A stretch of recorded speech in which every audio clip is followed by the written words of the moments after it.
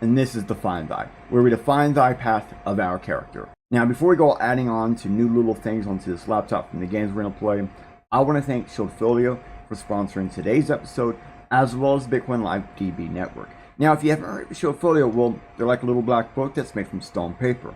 So they are going to be fade resistant, tear resistant, and water resistant, so you know the info and secrets you store in your little soloPAW will last and survive whatever you throw at it. I personally have a soloPAW, and I use it for my website, info, email, general contacts, passwords, crypto keys, among other things I want to keep offline and off my computer. So these little black books are pocket-sized and ready to be by your side regardless of the adventure you have in real life or online. Now use the code on your screen, BitcoinLive20, to get 20% off your purchase today of the soloPAW's website, because yes, they are available all over the place like Walmart and other things, but using the QR will take you to the website where you can use Bitcoin Live 20 to get 20% off today. Now, throughout today's episode, you're going to see this special little pop-up come in, and we're actually going to transfer the entire thing down there. So that way, while you're watching, don't be afraid to go ahead and scan the QR and shop while I play. And remember, use Bitcoin Live 20 to get 20% off today. What up, everybody? Alright, so we're in it. You saw it pop up. I know you saw it pop up. Okay, it's fine. It's fine. We're here. We're ready to go. We're in.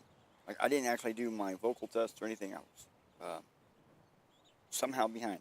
Had an alarm go off randomly, like 1 minute before stream. I was like, what the heck? I had to go hunting for it. It was one of my wife's work alarms. Like, what the heck? Alright. Where am I at? Okay, here we are. So, let me check this out real fast.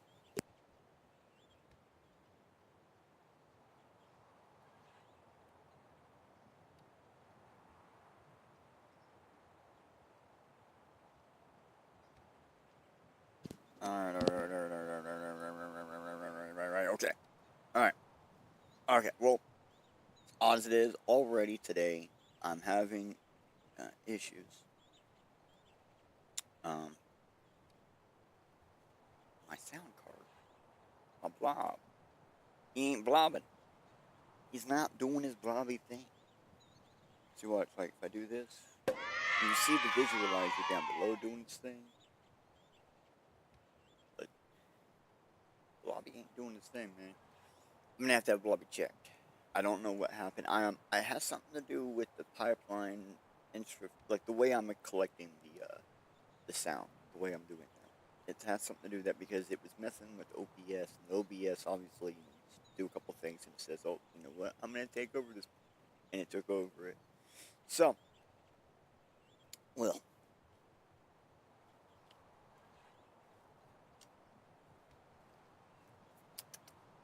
here's my visualizer. Here we go. Okay. So it looks like today we are doing basically the same thing as last time, but we're gonna do the build differently. We got a different build setup for Artemis 6.7. So if you notice, we got among up to 100 status. Working on Birdo next. So here on the show, we're doing Spaceman. I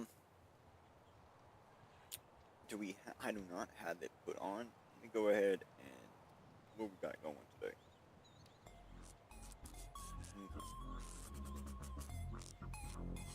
Alright. So let me just do the build setup. Now looking at myself, I'm like, wait up, man. So we're gonna go with Aura, Blood, Dice. The whole concept here is Aura is gonna work like a shield. Dice is going to allow us to increase our crit chance randomly. We have a random chance to increase chance of crits by rolling a 6 on throw. So we're going to need quantity. We want to have a ton of throw. We basically want to be able to throw and just make our crit chance and possibility just have this huge increase. And then we want Blood Mark for the health. We're going to we plan on getting HP Tome. It's like a mess, right? We plan on getting XP Tome. Now, and then I'm going to get quantity. What I get after that, that's a toss-up. It might be damage, it might be gold. I've been doing a lot of tests with a lot of these different books, and it turns out that gold and damage are equivalent on this game. Like, getting a massive amount of gold allows you to open a load of boxes. Okay, that can allow you to do extra damage. That allows you to get that upper hand somewhere, right? Just having extra damage, it's extra damage. I mean, I had a game where my damage was at like 37x, 37 times multiplied. Holy, we were damaging. So, that's the setup, that's the ideal, that's what we're doing, hopefully. Steer, still doing tier 3s.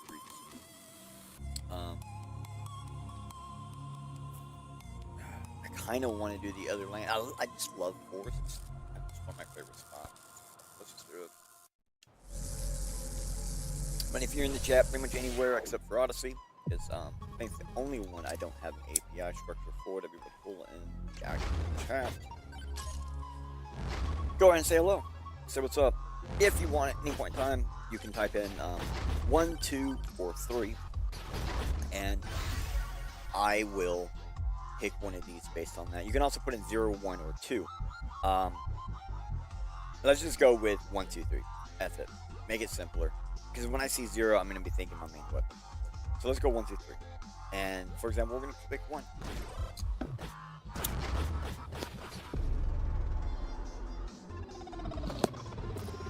That wasn't doing anything. So let's go ahead and do something. Alright.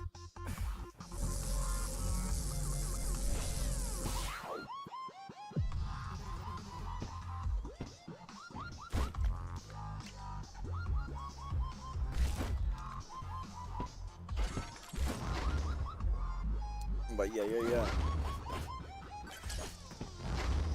So we've just been pushing it.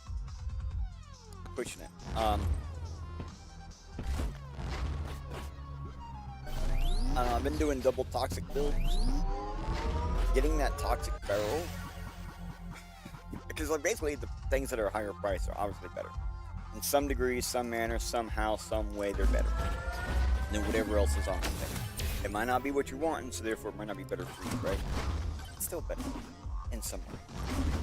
And so, that one item, like it's conflict up there and it's really high, but getting it ends up being good, because it's like an AoE, right? So it goes around you and everything. So anybody around you is gonna immediately get hit or whatever. But then they're immediately taking extra damage. Immediately taking extra damage. I need to check the price of this. 75. So that's the thing, like gamer goggles, it's really, really good because lower your health, you know, the higher your strength hit. And slurp gloves, right? That's the bloody gloves. You hit something, you have a chance of blowing up. They blow up, you get health. Then blowing up, there's a chance of doing it to someone else. Love it.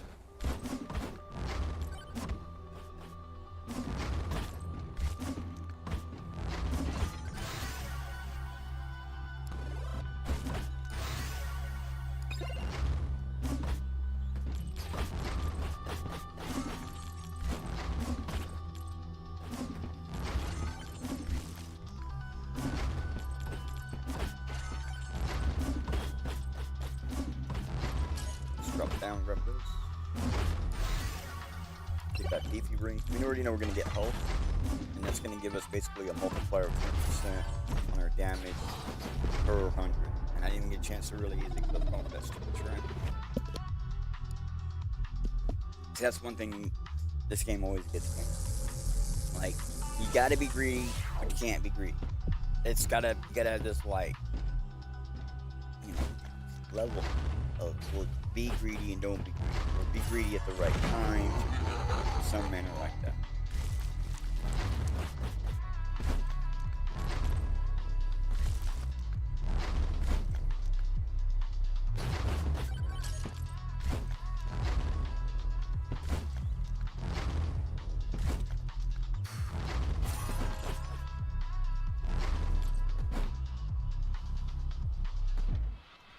I don't even have a clue how in the heck we're gonna do the big boss, the stage boss, or whatever. With this guy, like, it just sounds like it's me. Insane. I know it's possible or whatever, just like, think about it. Attack slow, right? It's supposed to trap him, whatever, but it's always, like, watch how it attacks. See how it, like, moves you down with them. So we probably won't be doing that with the boss, right?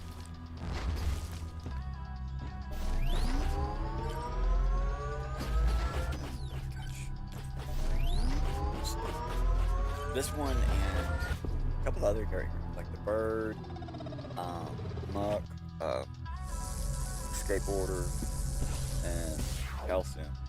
Like sometimes in those charge shrines, jumping sometimes just should have done it, like that type of thing, right? So it's just stupid, but at the same time that's what makes the game more difficult.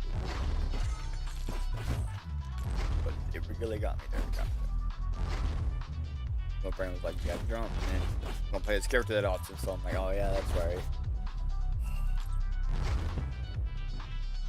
Well, I started getting kind of good with the monk there. Like, I actually got a monk leaderboard this week. So, he's actually strangely good. Especially that double poison. Holy crap. He does poison attack, right? And then you get, the cheese. One time I had his attack, I had the cheese, and then I had like the barrel, and so like I was just like massive pumping poison everywhere.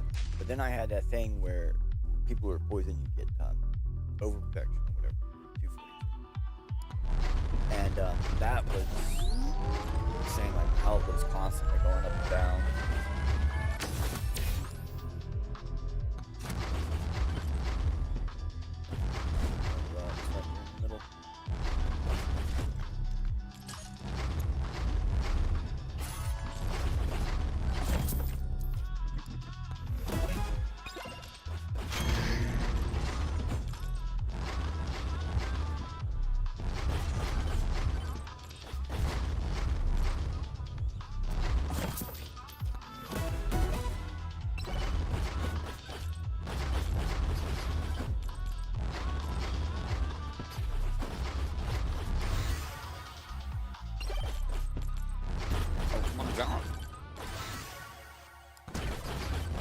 Dude was on the side of the head. It's actually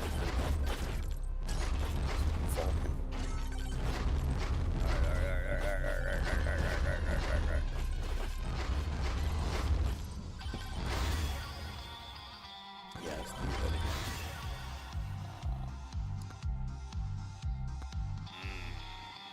Gold. I was wanting damage this time around, but gold was there. I didn't want to spend that money.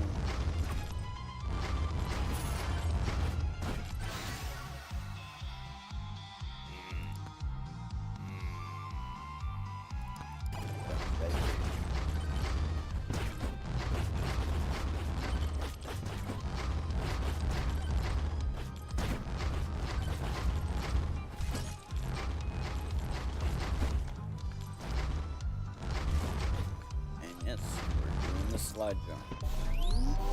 Holy, I mean, just run, just run, just run, run.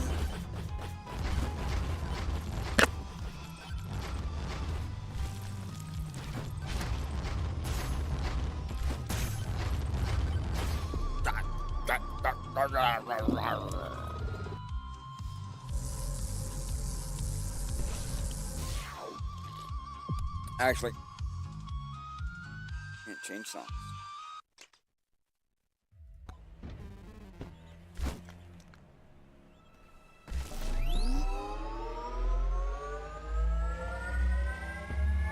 Oh!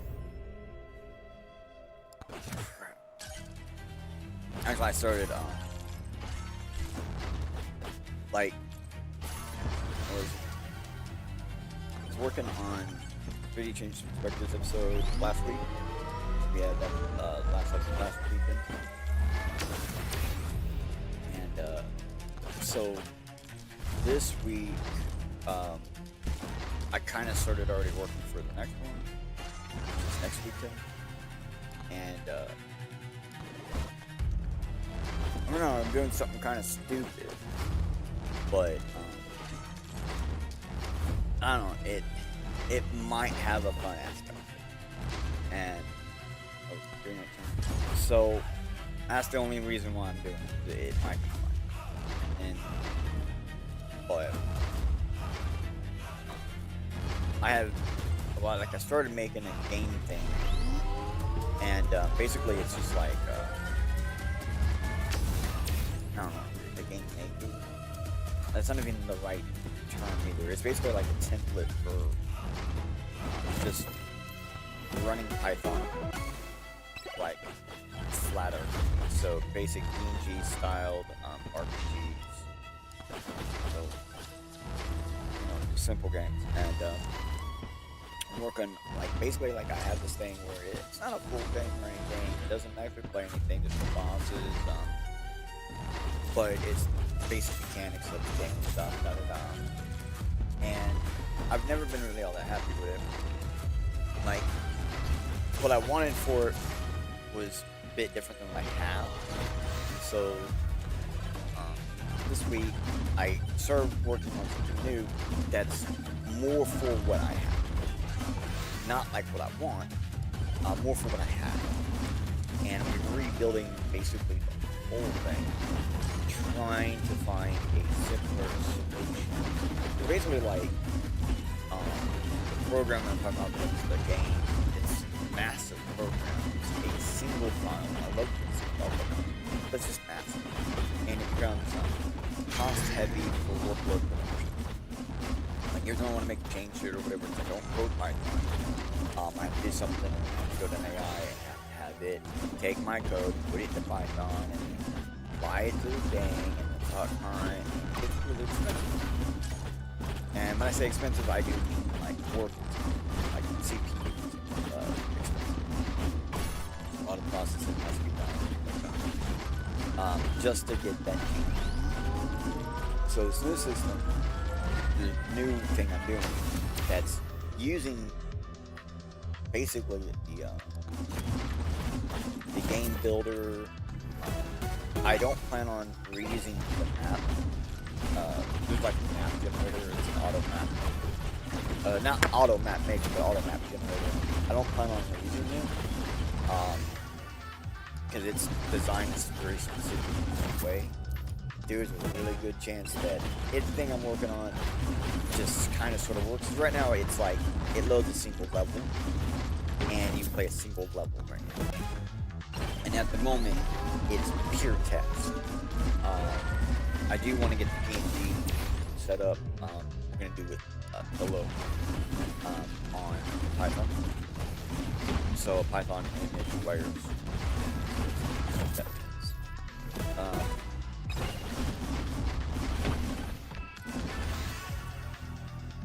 But it's going to be basically like just owning the thing, like a program, is your base template. So it's the same concept as the other one, basically base template. But I'm actually, like, the other base template, the other one I was doing, like, there's a lot to it. And I was not actually doing the base template. Base template was like very super generic thing. The other game was really different than this one. Like the other one, the whole idea is like never ending, it's just an infinite game. This one I'm working on right now is not that. It is like, I guess the best way to describe what's in my head is like the Super Nintendo okay? So it's faux 3D, it's over the top, like God mode look down view thing, and it's the ideal is just simple controls, all image based, and then there's two sets of maps. So remember how like in certain RPGs, you have an overworld map, and then you have like an internal structure map. So I want to do something like that. So I can have like a picture that is the map, right? And then we move around on that picture, and then when we pick a place, we just load a different picture that is now a different map, and that allows us to go in and out of areas and things like that. That will allow us to have ways to build homes or buildings or whatever.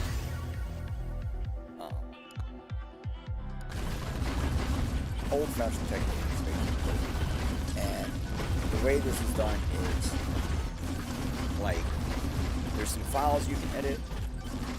There's a bunch of folders, and you just like drop the images in the folders, and it looks into the database and says, "Hey, what we got?" And then we have a specific naming scheme for all the files that we use that allows us to put all the metadata into the name. It's fun. You know, it's just in the name, right there. You can edit. If you're not happy with it, you can just change it. Allows for quick access, modability. Like we're talking like Sims modability, but ways.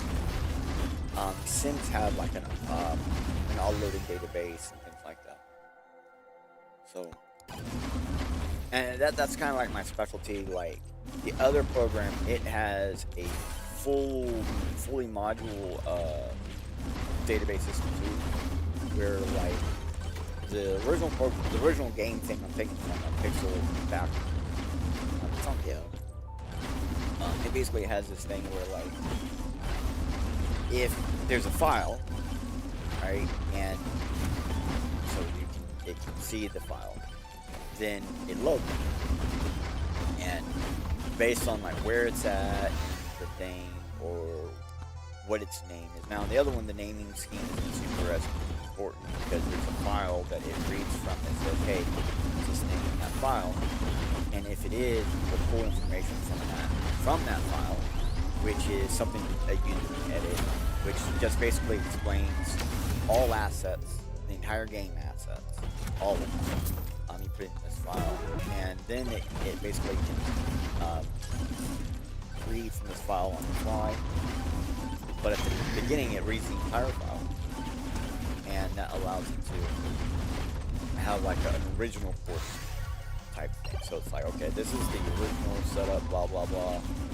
And then while you're playing the game, you can like go in and drop files, and then have checkpoints in your game.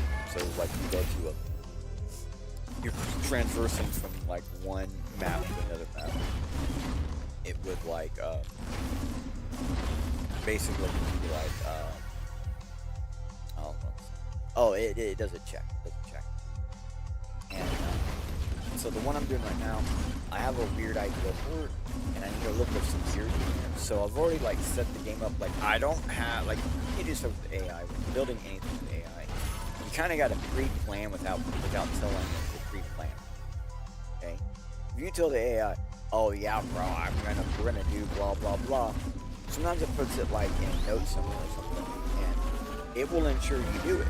If you stay on the same project or whatever long enough, it'll bring it in or pull it up. Or like I've had AI straight up yelling. Like one time I was on phones with AI doing something, and I was like, how? You know, like I was asking questions like, what did you change? Explain to me what code you changed. I need to know what happened. It's like it did this, and I was like, in my mind, I was thinking, well, kind of defeats the purpose of the code, though. Like it was counterproductive. Like it was doing something to the code that then canceled out the code. And when I pointed that out to it, it responded with, in all caps, it responded, I wrote it exactly as you wanted it, but it's not at all how I asked it.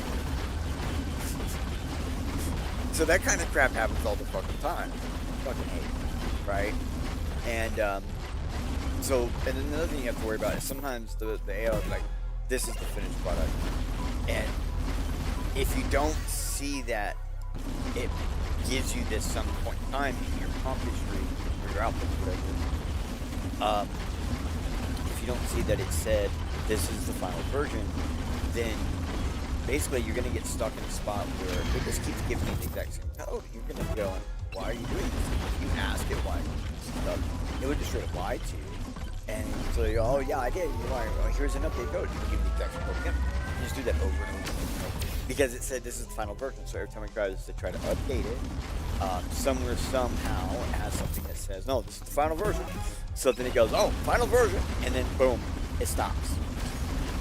So like you have to basically get your chat history, chat log, and do all the crap and get it situated and understanding where we're at. Because if you try to pass on like work history or something, well, you're gonna pass on that. This is the final version, and it will very quickly go into that same kind of. I call it malformed behavior, but it's not actually malformed behavior. It's just what it appears like.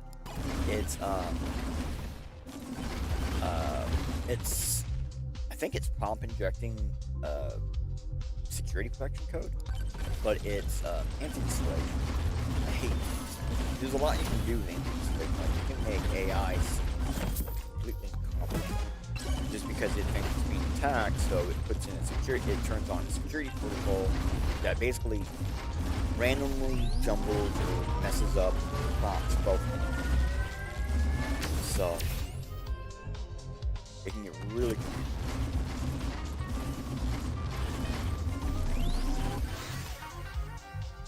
I like this one.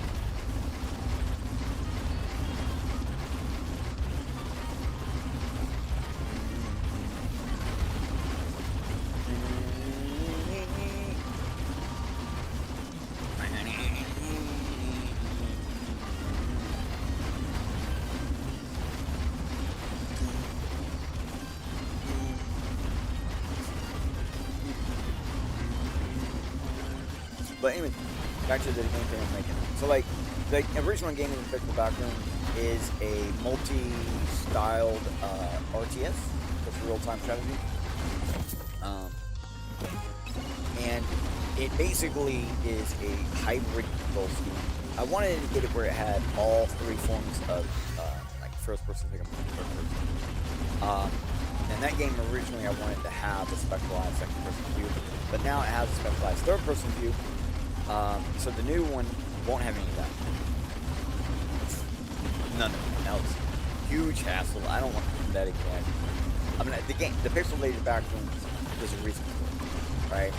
Like I want the enemies to be able to take over the second view screen. I want you to be able to view yourself right before fighting a boss. When the boss presents itself, I want it to present itself by taking over your camera and being like, oh, look at you, sitting there moving around, confused what's going on with the controls.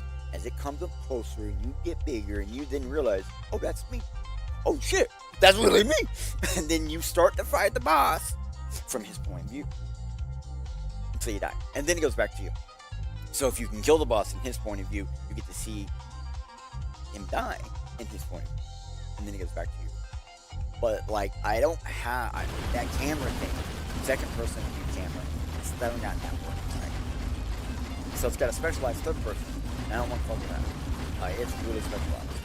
It was using like non-Euclidean mechanics and stuff. So this one is a little more straightforward. It's a lot more straightforward. Like it's the whole language. It's like more simple. But I had this program that we presented it last weekend on 3D Training Perspectives, and basically I spent the whole fucking week fixing it. Like I presented it, I kind of made it in haste, and is normally the type of program it is. It would normally take like for me, it would probably take like 6 months to a year to properly build out. And I was like, fuck it, let's rock this bitch out in, I don't know, a few days. And I think I did it in like 4. I think I did 4 days. Most of the week. And I was like, oh hell yeah, da da da. And I do this thing where I will take any code I do after a little bit of time, a day or two, when I can't quite remember the code. Like when I'm like, I don't really remember what this does. I don't really remember what that does.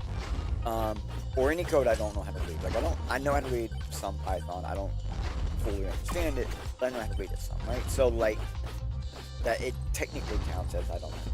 So I'll go to AI, Grok, or Claude, or all sorts of different ones. I'll just go to a different one, and I'll just hand it. I won't say anything. I'll just give it the thing and see what it says. And I had gave Grok the code thing that I had Grok. It's like spin out super fucking fast. And Grok was like, hey, this is really cool and all, but what's the point of the whole first process if it doesn't do anything? I don't know. Because that's not exactly what it said. It said it very, a much longer-winded way. It was pointing out that it was really neat program. There's this really big process at the beginning that does all this work, and then here at the very end, it just ignores all that and does something else. So there's no point in this. And I was like, whoa, what do you mean ignore what?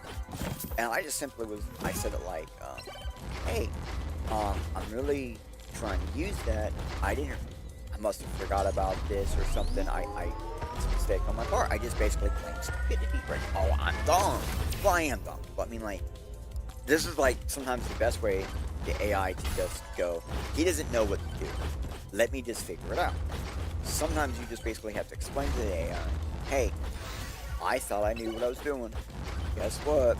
Poor dumb human don't know what he's doing. Can you help the human out? And that almost, it'll be like, oh, hell yeah, bro, I got you.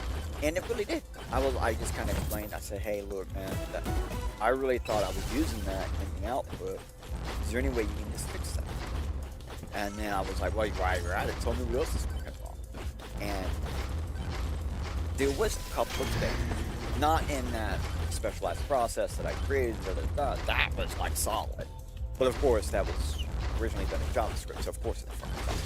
But some other parts of the other thing,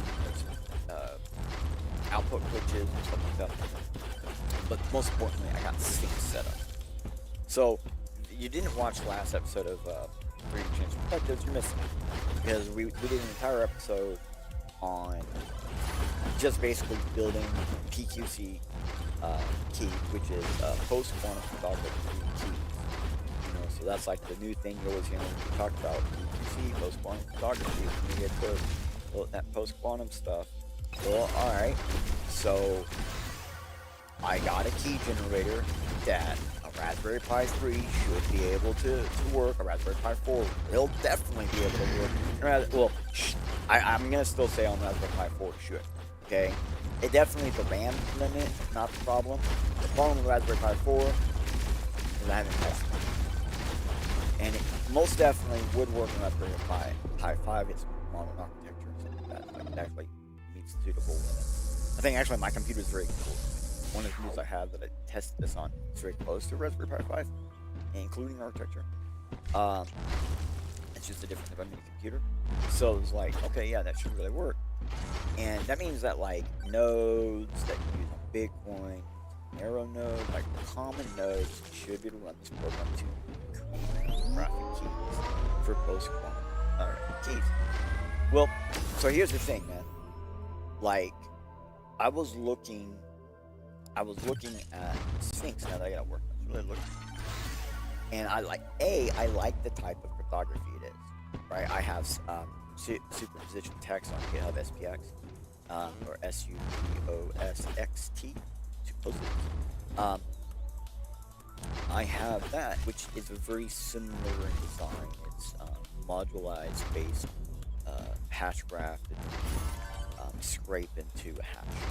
And mine is fully deterministic, 100%.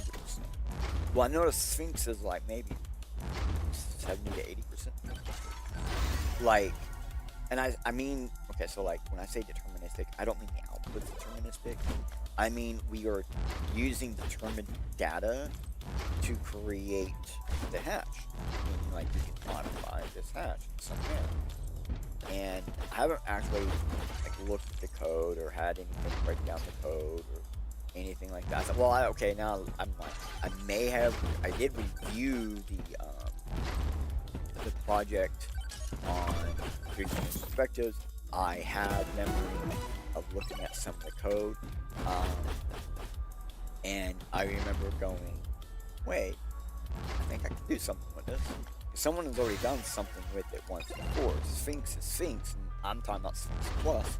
Well, what if we make a Sphinx Plus Plus? Because I was looking at it and looking through it, and I don't really remember like the code in detail to be able to say, yeah, I was really reading the code. I got some memory of the code in my mind. But I'm like, yeah, I'm pretty sure if I tried, well, we could modify the Sphinx to present itself like base 58. Like, there's a chance we could use Sphinx and create a PQC that looks and validates as if it's base 58. There's nothing really there. It's kind of pointless.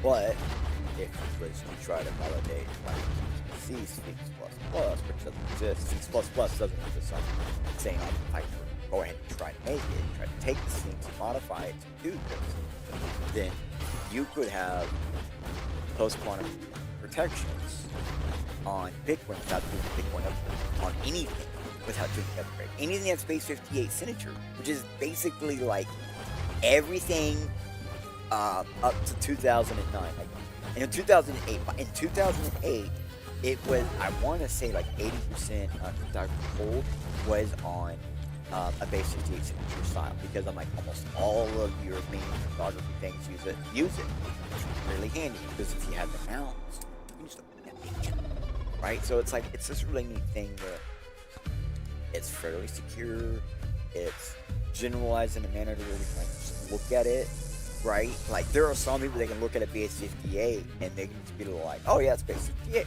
You know, like, I can look at the thing and be like, oh, that's base 64. There are people that can look at stuff and it's like, that's base 58. So, like, it's got this look to it. Well, we know the key structure of a base 58. So, I'm like, what if we just use it? Fuck it, just use the exact same key structure. The output key structure. Fucking use it, right? But keep the PQC shit. And so I gotta look at it and see how it does the math to determine, is there a way to be able to manipulate input to get the output to be a base 58 stylized output, but it's actually Sphinx plus QTC. That's the idea. Can it be done? I don't fucking know. Right? But the ideal of this game is I want to get the game set up to be the test bed for potentially building this stylized Sphinx. So one of the really neat things about old-fashioned like Bitcoin wallets, like we used to have this thing where you would have to click on different things and get a bunch of like screen positions, right? And you would basically building a file of numbers using screen positions. And like one of the things we're going to be showing on this episode is I made a little game, like a jumping board game. I really like them. So it's like that, but it's with hashes. I love hashes. I love them, right? And it's really fun. Absolutely. But I got to thinking, I was like, wait, I'm playing this word jumble game with creating keys. Okay.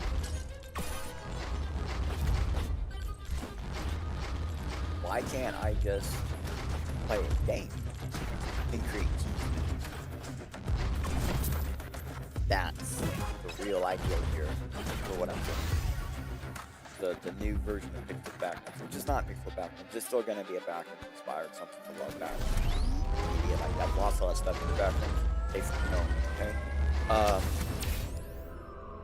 So it's still going to be something similar, but it's a real-time strategy RPG. And I wanted to have like raid mechanics and stuff like that. So, like in Zelda, it's like, okay, you're all on your own. You're really all on your own, right? You gotta go in, you gotta stop. You find out what's in the dream, and nothing's the way it was. Big thing, right? So, still in the ideal single player, well, what if you could have, I don't know, multiple characters? What if you could have 30 characters? What if you could control, like, a fleet, multiple fleets? And so that's the ideal. And I want it to just be like an array-driven version. Like the other one, it's a full database logic programming system. Basically, like you do stuff on the fly, and like a specialized file system, JSON files, to go ahead and do the same work. If it just needs to generate something, it can generate it on the fly, including sounds, architecture, enemies, NPCs, architects, like architectures. When I say that, I mean like storyline arcs, side quests, things for you to do. It's like build it on the fly and say, oh, new quest, welcome to the world. And it can pull from a database of like pre-designed quests and stuff like that, which makes the process way faster and allows you to have like real generated, like real randomly generated outputs, and then some predetermined outputs that are seemingly generated. So you have this mixture of like high quality and potentially low quality into your builds and all that, and it uses an extremely neat method for map design that I'm not going to talk about here. Because we're not going to use it. I wanted that to be specialized for pixel background, because it basically is 100% fake 3-dimensional. So I found a way to completely do 3 dimensions, completely fake 2D, fake 3D, but not like extrapolated 3D, but presence of 3D in a 2D flat world. And then, like, one of the things that I always hate about when people do that, I mean, I guess, like, originally a lot of people used to go, oh, look at this new trick. Basically, you can have stuff hide behind stuff. You can have things be behind other things. But one of the things I don't want is I don't want a mini-map that has hidden land or hidden rooms. So the mini-map system, like basically the entire map system, Pixel Backgrounds is based around this mini-map build, this little thing that looks like a map. And it forces the ability where you cannot put a map behind another map, ever. You can have stuff where, like, logically, it is underneath, behind, on top, but physically, no. And there is, like, in the map thing, you can even cover, I think it's up to, like, 65% of another piece. So there is some physical overlap allowance. But when you look at it, all pieces are always visible. Like no piece can be completely hiding behind another piece. And this allows for this natural flow of Z layers and all this other stuff. It's kind of cool. But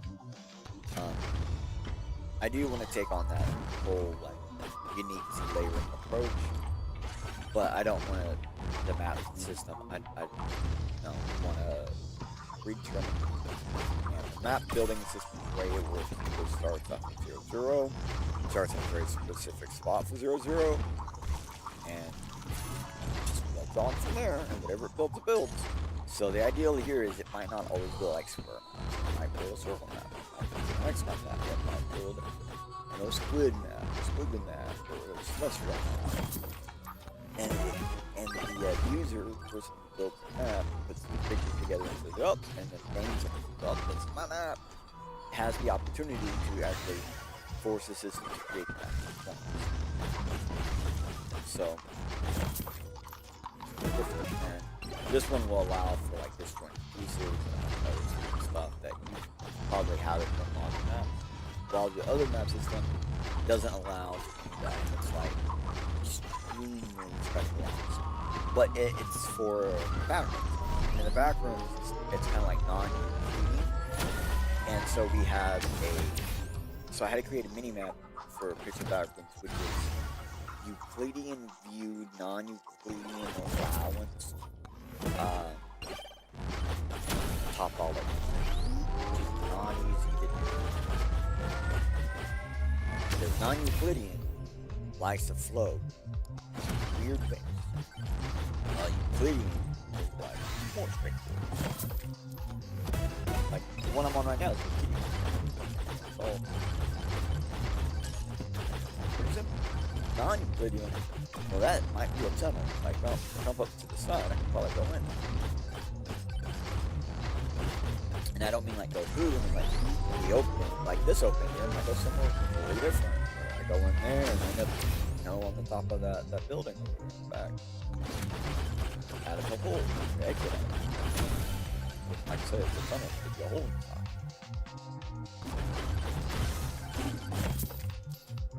Alright, I got a feeling that we're starting to have good rounds. Like the last round was pretty. I really thought I was going somewhere with that round. Like, goddamn, I didn't want to stop talking. I was doing so good. So I think I'm getting the feel of the character. That or the music is just top notch, bro. I don't know, man.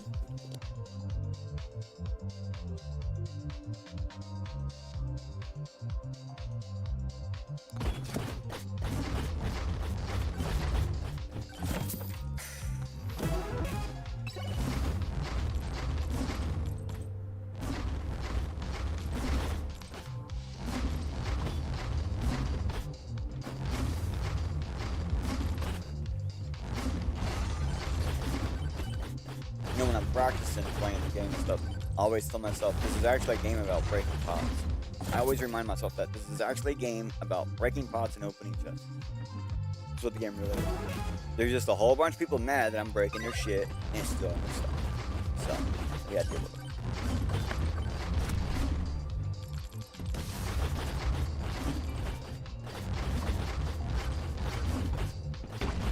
See, that's really how this character. See how, like, I'm going around him, he's being stuck in the middle. So that's really how we're going to do the main thing, something like that.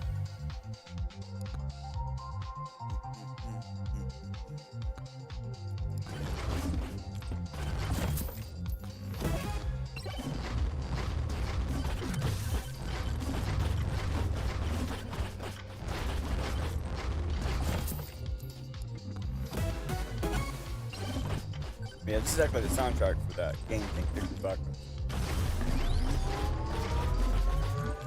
But the new one that I'm doing, I actually plan on building a small map and all the little things. So basically the entire game, like this, a template to play. And I want, basically, I'm going to create a template that is bare minimum you need to create TPs. So the idea here is you playing the game, and if you just do all the minimal inputs to get through the game, it would be enough information that we can use the data from all the stuff. And it's not just like, oh, this pinpoint, that pinpoint, but it has like I don't know what I know the word. Hold on a second. I know the word. It's just old. Words don't come so easy. But there's data and information that we can turn into variable values that are have nothing to do like the screen or position like that, and stuff like took 5 minutes, 2 minutes, or 30 seconds, or like different things like that. But basically, we can use variable value systems to create a more potentially randomized input of numbers. And then with my specialized system of how we create QC with the data we have, basically I can turn any data that we have and I can decouple it during the process. That's probably the part I'm really happy about. I did this once with something where we decoupled one process from another process, and it was just like ecstatically really fucking good. It changed I think the processing amount was greater to do it that way the first time. This time we managed to get it where it's like, no, I didn't really take any major flaw hits this time. I think the only flawed hit I took was like I want to say it was 0.12 seconds, something like that. Like the amount of time was so negligible, like I couldn't even tell. And then so the ideal is play the game, right? Because I can decouple your inputs to the game logic, like to the hash output. So game logic turns to hash, right? So what we do normally in the system that I have set up, as you're doing something, you do the thing called like reflow. You reflow certain types of data back into it during like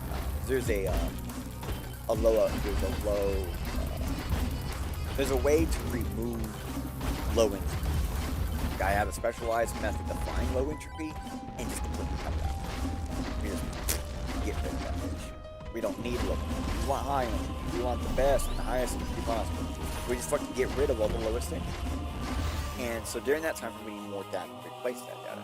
So I have, like, in this process, we have a special way to do that. Well, what if we just gave you more input data, right? More game data. Well, okay, so say we take, like, specialized breaks in processing to, like literally do one of these steps. Oh, I cut out data. Wait a second. Oh wait, he has more. Do it again. And create Sphinx specifically. Like it's not the fastest. It's like one of the more slower ones. But the output is so more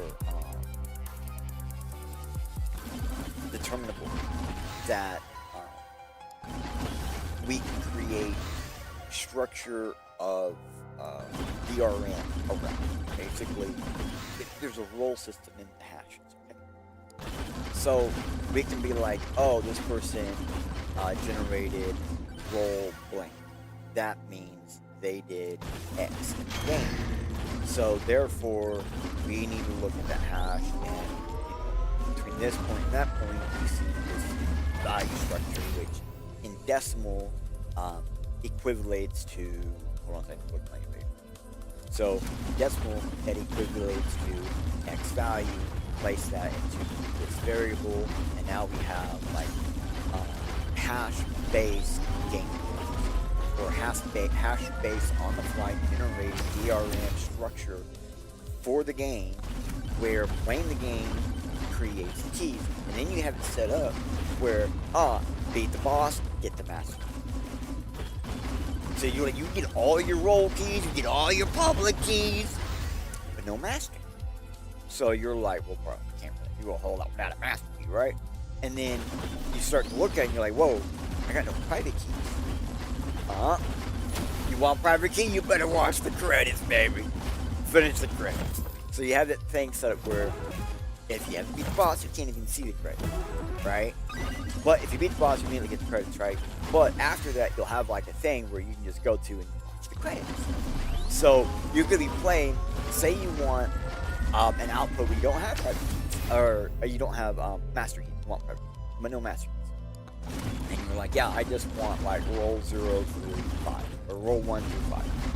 And, you know, so play the game, and you do certain things, and you generate rolls 1 through 5, and you go and you watch the credits, and then boom, here's your keys, bubby. So it's like something that stupid, right? But the ideal is, well, if I can make the key generation process funner, maybe we can get people to do it more. Okay, now on top of this, I want to create a automized or automatic way of key storage. Basically, one of the things I know why we do it, but I'm not happy with it. We're in a time where we're at a point where we need automated key, and we need it to make sense. We need it to actually work.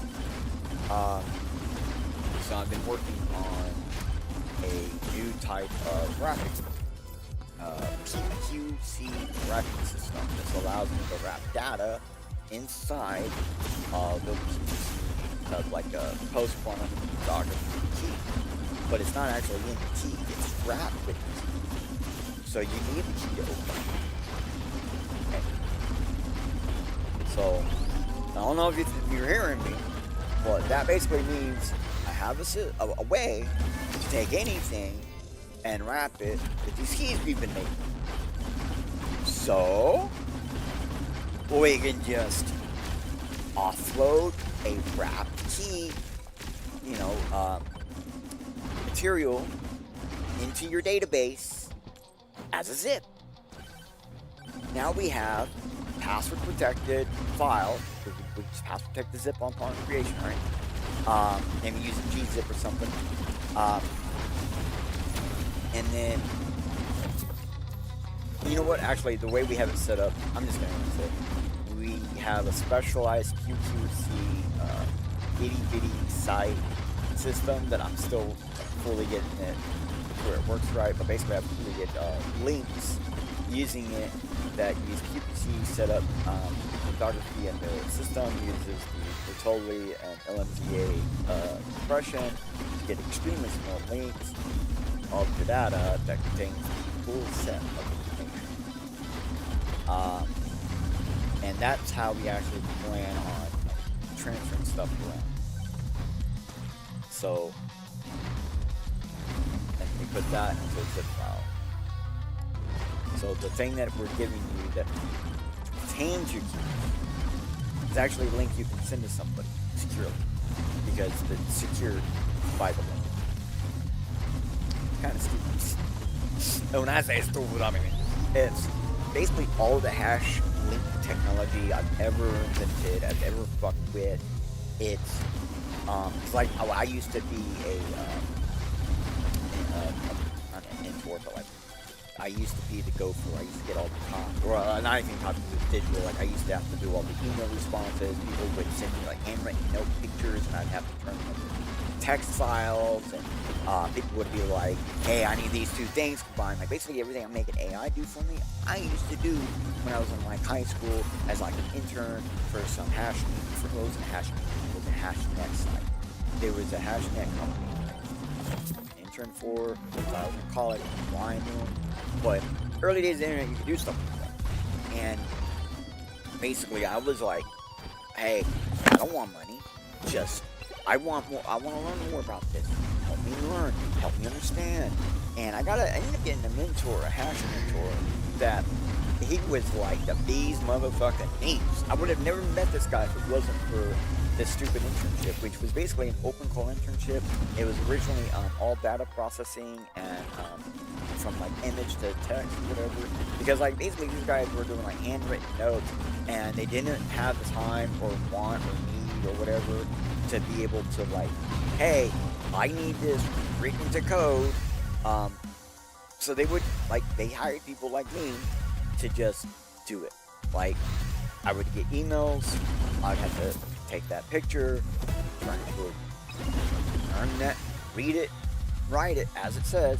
And through that process, it helps you learn, right?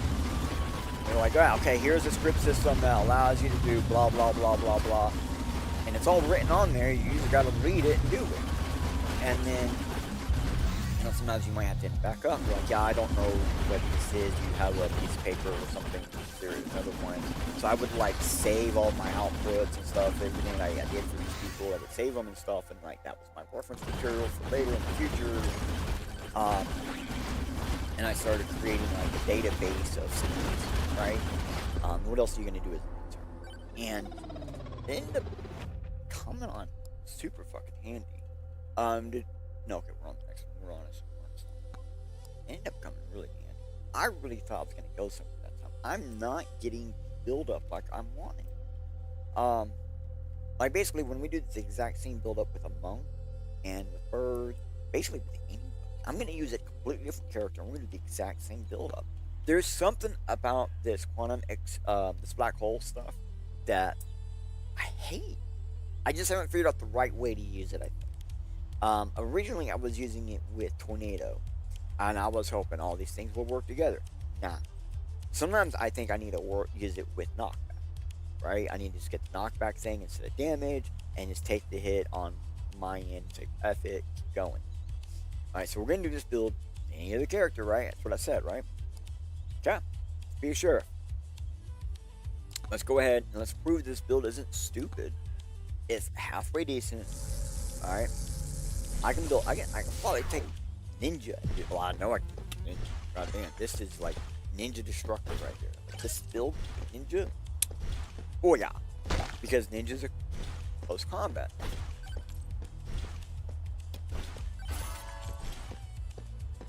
So we're going to show you this is a stupid build. And then we'll go right back to Artemis.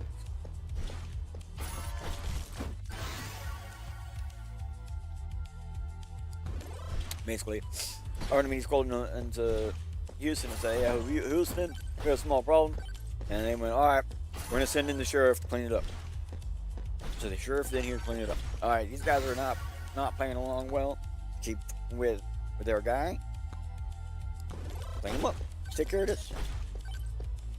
Nelly, Sheriff Nelly is on the duty.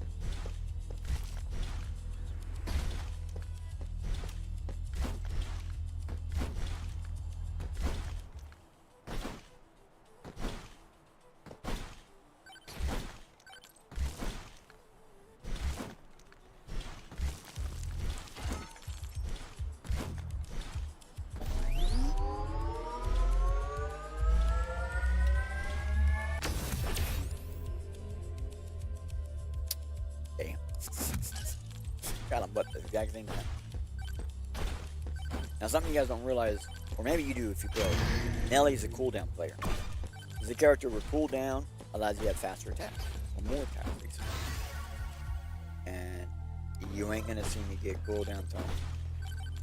I mean, maybe on accident, because I'm so used. That's normally what I do with this character is get quantity and cooldown, and I just like massive do the basic thing. We're the Artemis build. It was duration, and then I found out duration sucks really bad. Like getting it in these little pop-ups, perfect. Okay. Believe it or not, if you get enough of the tone, you can actually get much better, stronger build up on things on your stats compared to actually getting the tone for that stat. It's one of the things that kept me from getting the damage tone for so long.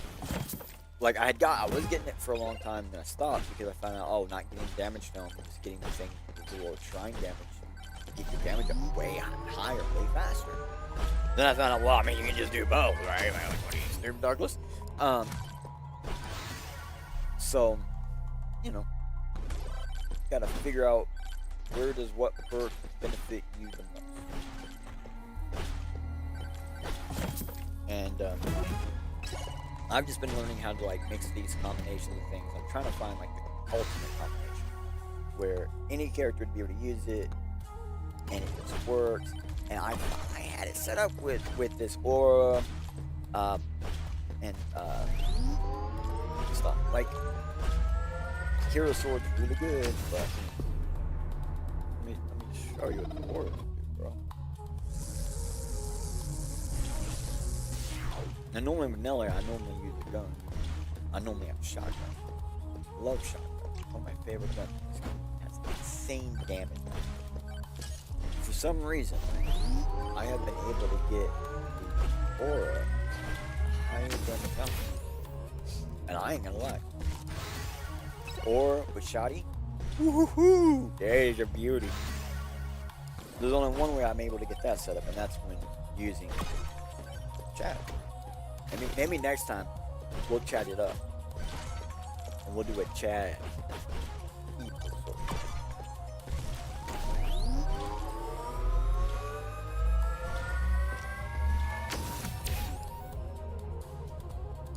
Could we build basically a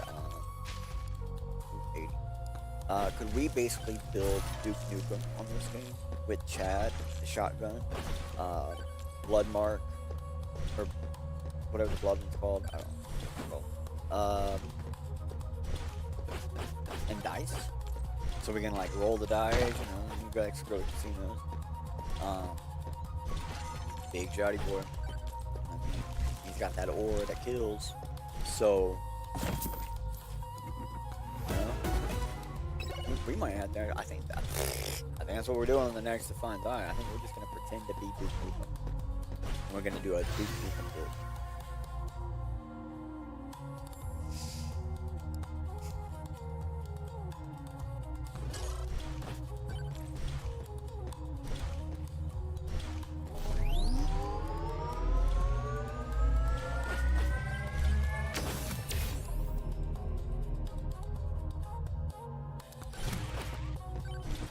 A little bit of shield goes a long way in this. For a long time I was getting armor. And I like basically when I wasn't good enough to get it, like I was constantly getting touched. Armor was this beauty baby that would keep me from dying. And I had to slowly get over that. Just like I just one day noticed, oh, I don't get touched very often. Why am I making buying armor or getting that home if I'm never getting touched? Like it did not need it. And that getting over that crutch was huge. That was a huge crutch. You don't even understand, man. Like shield is another crutch. Having shield tome. It's beneficial having shield and armor together can be really good, but it's a huge crutch. You can just get help. Bypass everything.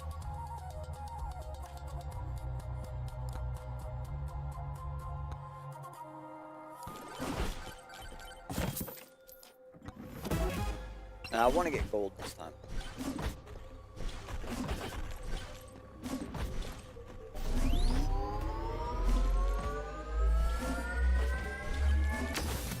Beefy ring, I got beefy ring. Yeah. So, what that really does is every 100 health I have, every 100 max health I have, I get 20% damage.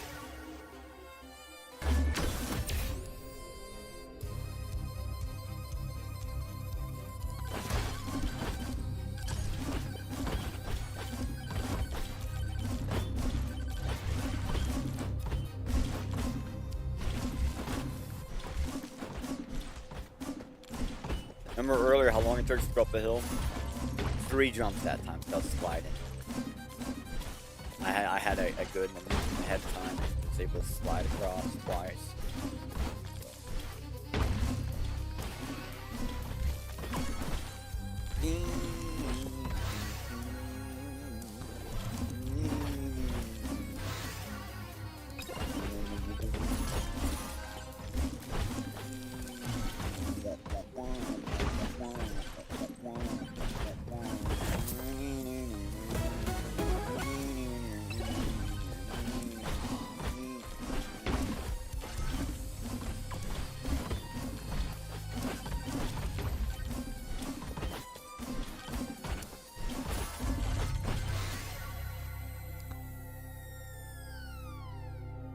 Man, they really do not want to give gold.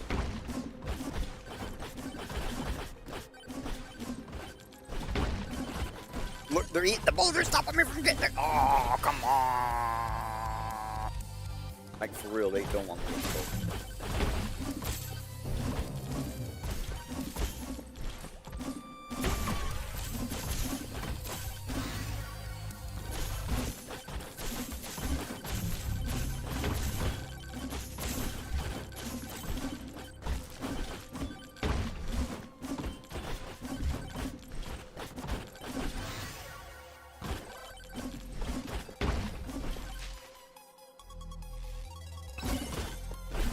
Gold now.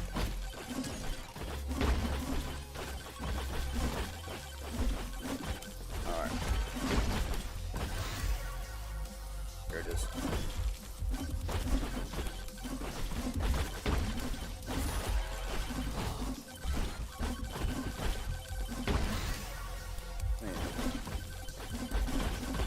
All the way in the back?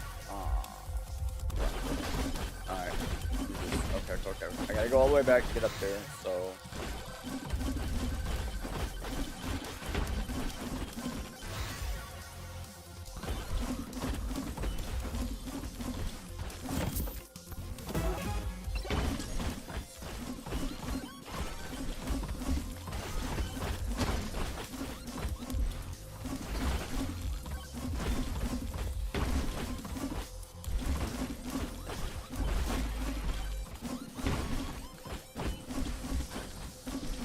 Back to my room.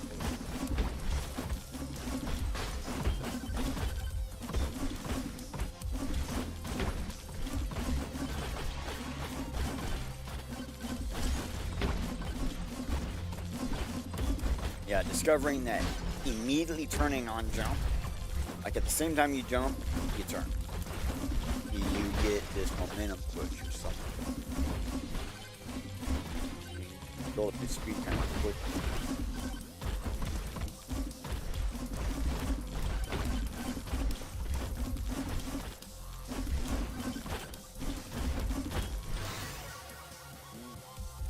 Hook me up, baby. Let me go down speed.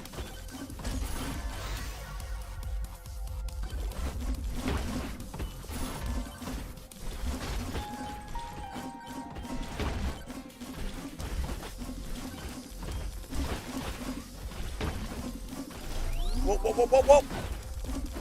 Shh, nice. Fuck it. I got the real thing I wanted out of that.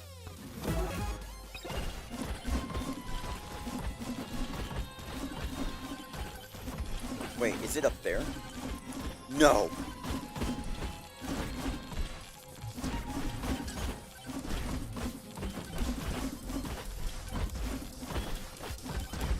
No, it's over here.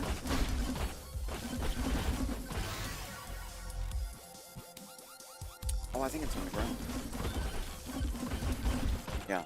Go.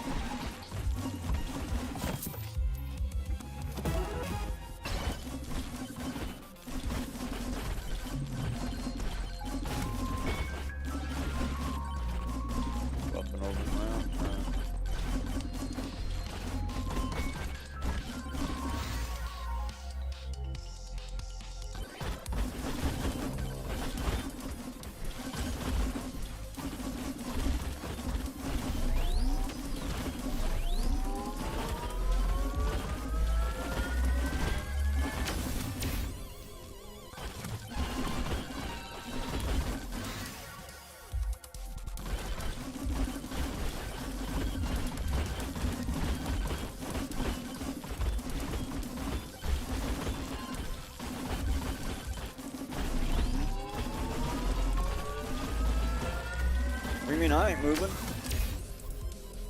You're moving. I'm moving. You're moving. Not me.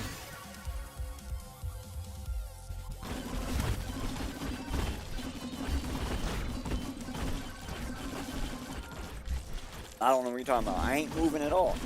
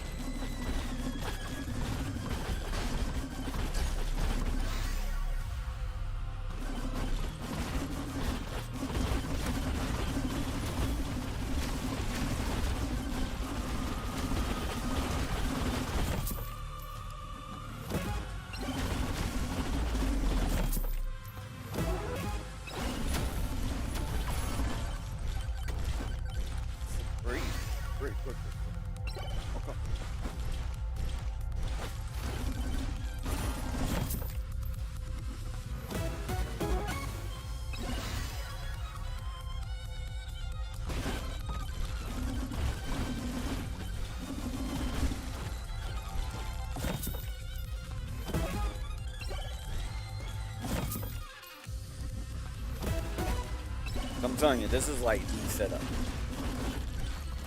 The weapons I got, if you don't have like scythe and all those really good stuff, bruh, pretty simple setup, man. You just gotta unlock Dice Head.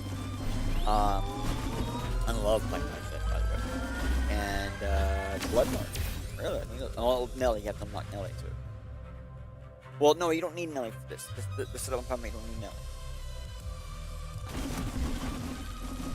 Just cancel it myself.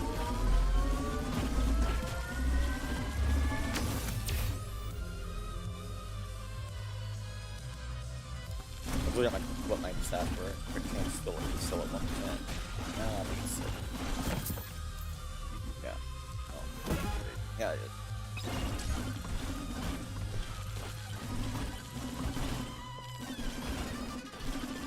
Hey, I remember seeing that earlier. Yeah.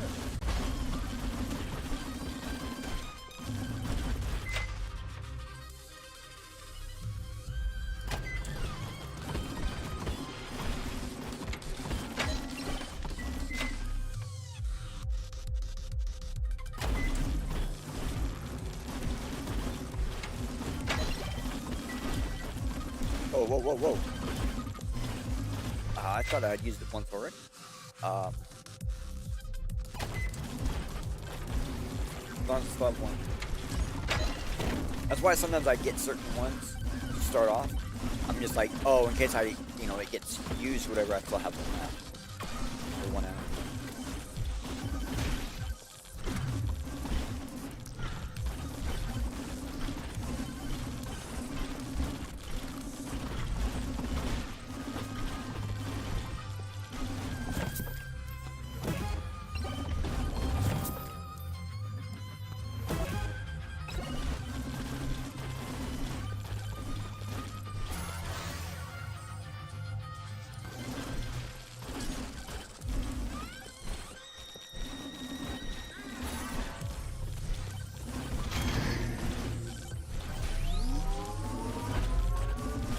Oh wait, did I do that? Alright,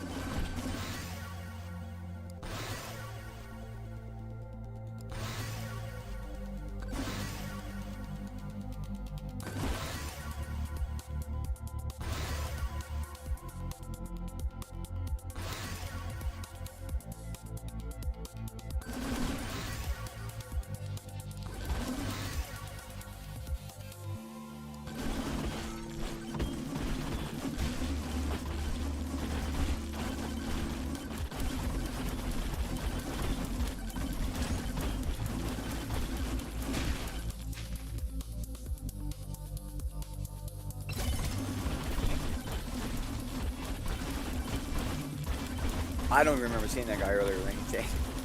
Must have flipped this thing.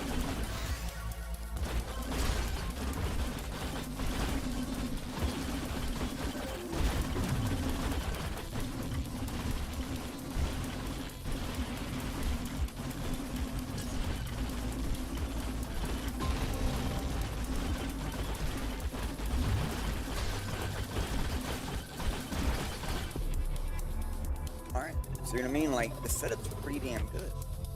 See what I mean? So, Artemis, what the fuck, bro? Alright, let's try a different map. Like, there's this thing about the map system that, like, the up-down maps work different from the flat map, so let's get a flat map.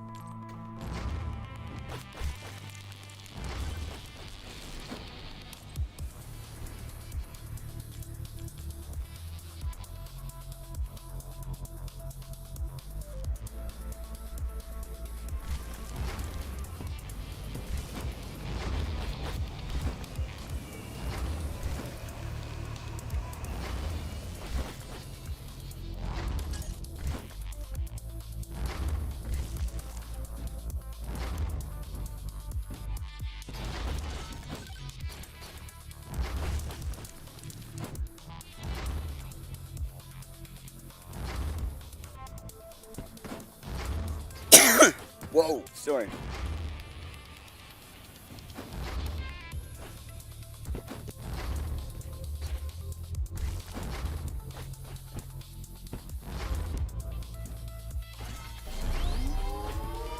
Sorry, it came out of nowhere.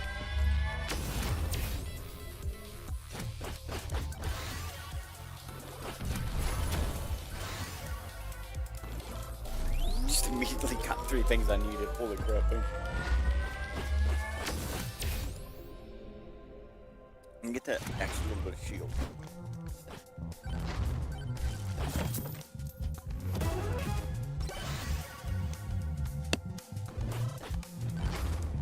Alright. Take the ferry.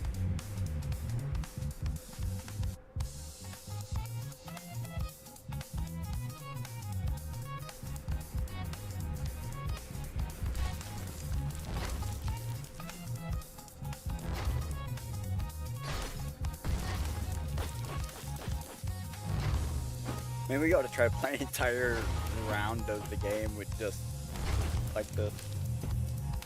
Be allowed to jump also though, but yeah, try not to walk.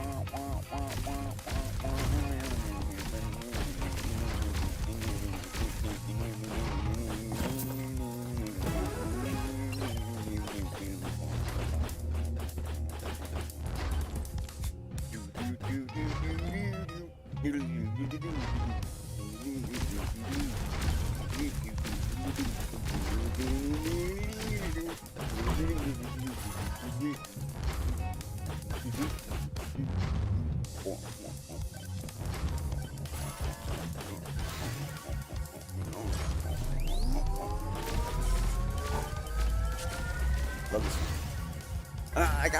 I like jazz mixed in with a little bit of rock and techno. I just like that.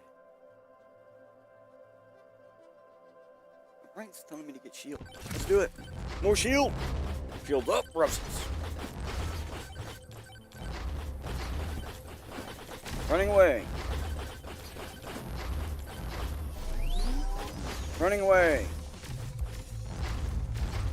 Dude, this build with Athena would be just destructive. She would destroy the world.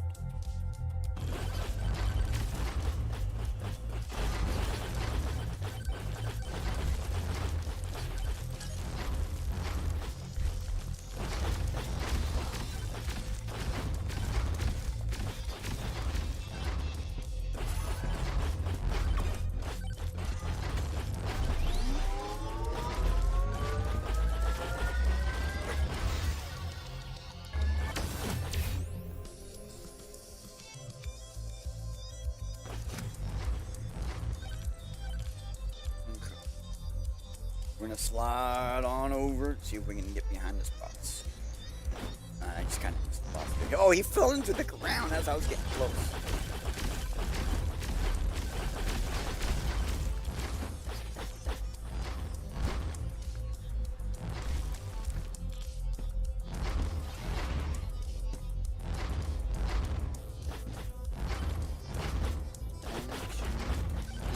There's a couple of guys over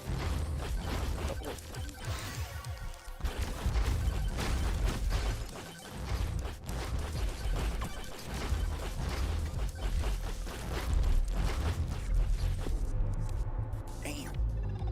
I had a little bit of fun on that one. Let's do it again.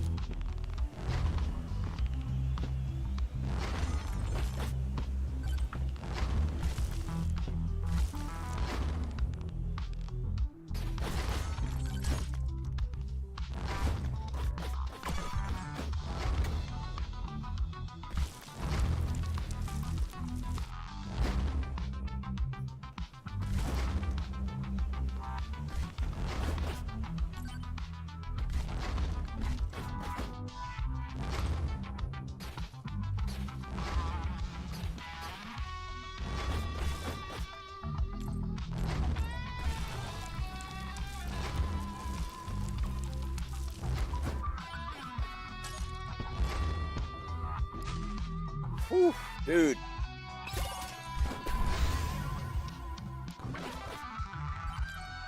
I'm just like barely getting away from these guys.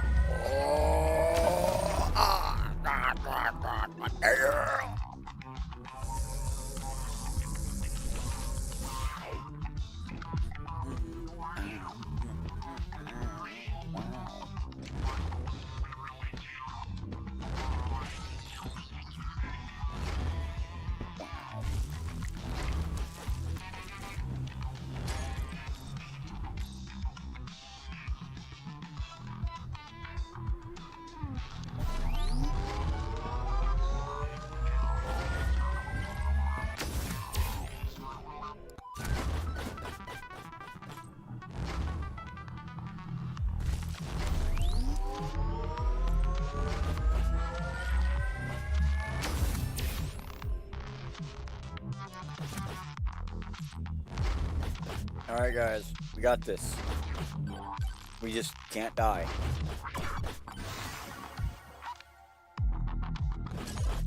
Don't let them get me.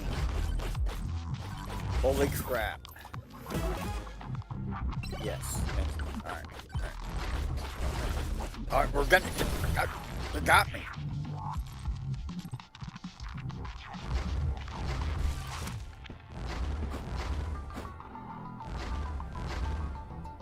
I need to get that box.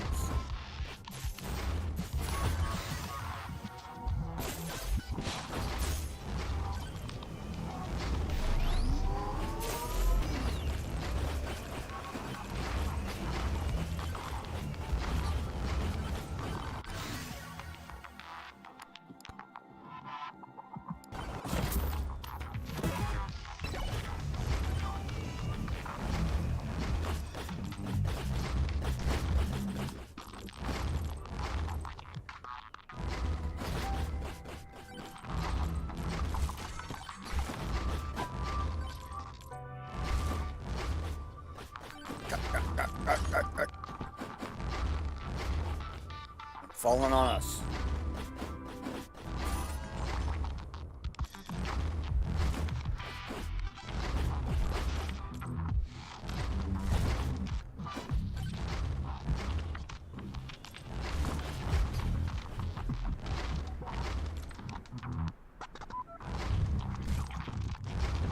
All right, get it, eat it.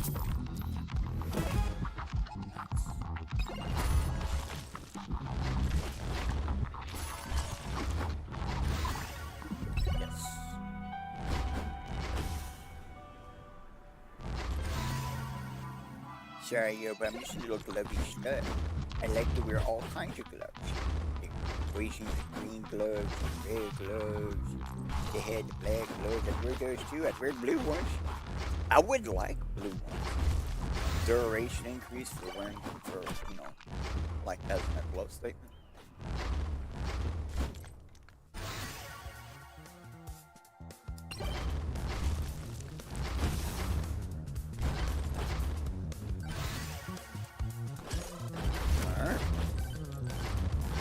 Let's see if we can start manipulating speed.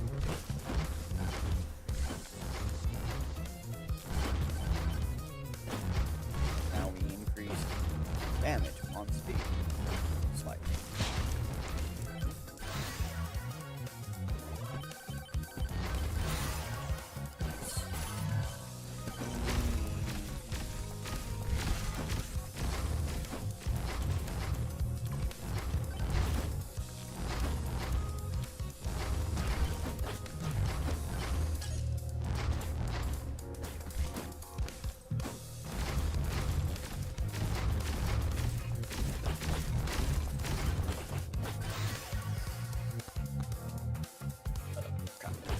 I didn't mean to click it that many times. But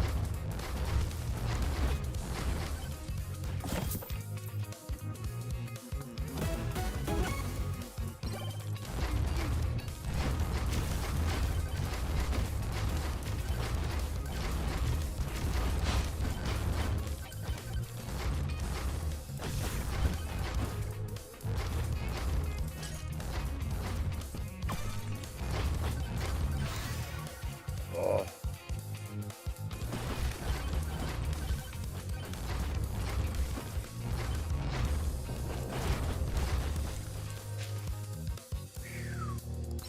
All right, thank you, bro.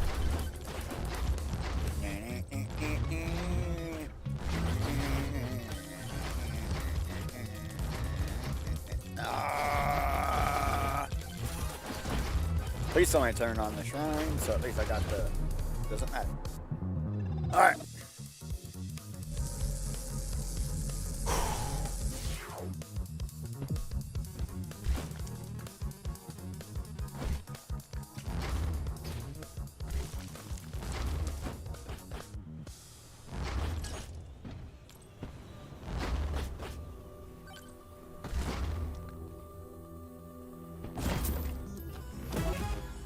Oh, okay. That's. I don't really want to see at the very beginning, but whatever. It's actually not a bad thing to get something like that at the very beginning or getting a bunch of difficulty at the start. It's when you get a bunch of difficulty kind of randomly. That's when it's fun. Like, there was one time I picked up 2 or 3 of the skulls in a row, like boxes, like a bunch of boxes, and they all give me the same thing. I was like, oh crap. Or I clicked on a bunch of these totems in a row, very quickly between each other and stuff. Like, that's when it becomes real pain. When we're doing it right before or in the middle of a raid. Yeah, that also sucks. Energy core me, baby. Energy core me!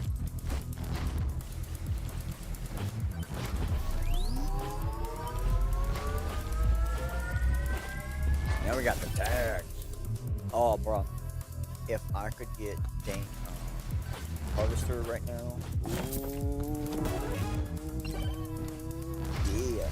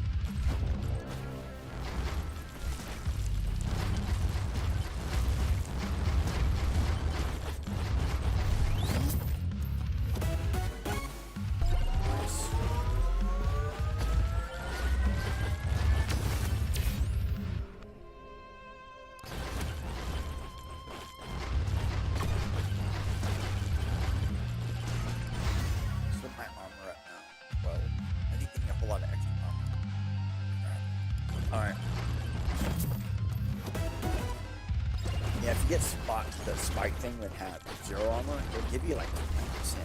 But if you have any amount of armor over like 5, it'll only give you like 10%. Or they might have lowered it, and I just remember the old one, and now it's lowered. I don't know. It gets updated all the time. But okay, I feel like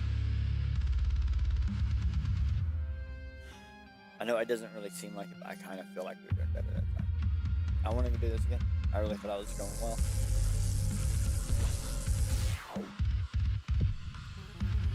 Whoa, Blobby's doing his thing. Finally got a song that's activating Blobby out. Hooray. I forget that it's only certain tones and things that actually makes Blobby work. I knew we needed to expand that out. But he's supposed to have like a medium and high pitched like vocalized thing.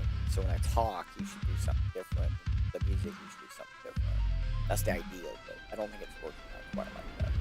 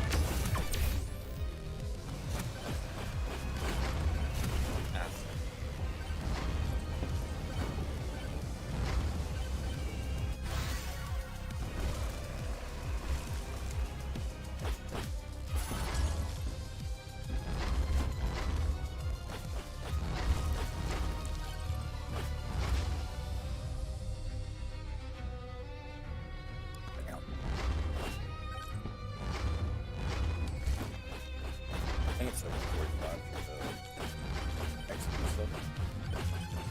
So basically, XP comes down.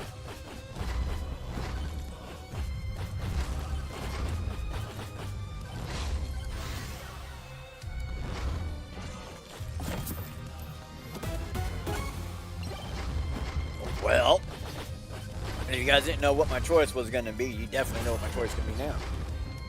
Not another one of those.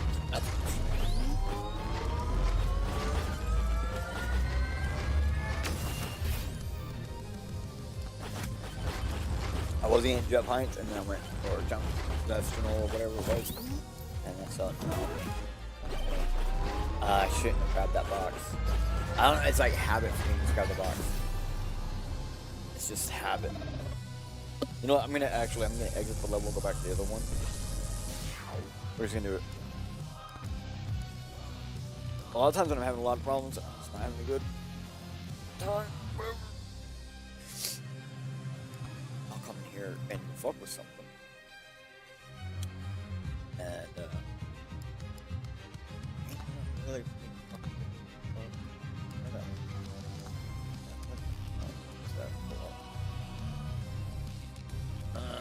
but there is a situation where I do use it for. Okay.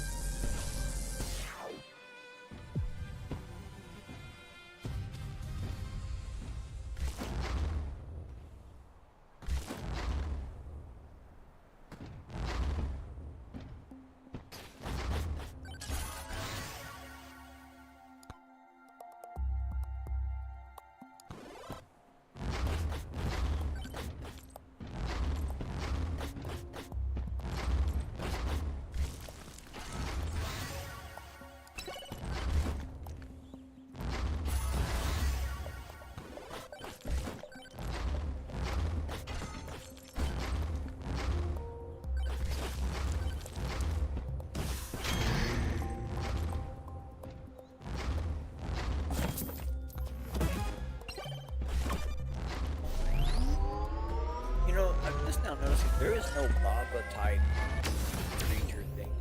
I know it. I think I still got two more things. Two more people I got unlocked.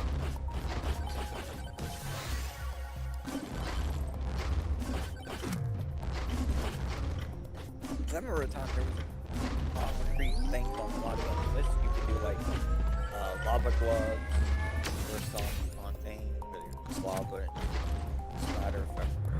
And you touch the splatter, get hit. Burn effect over time. You could probably redo like a mod to just throw fire, or the guy with the flamethrower. Yeah. You got a flame shooter. But a constant flamethrower.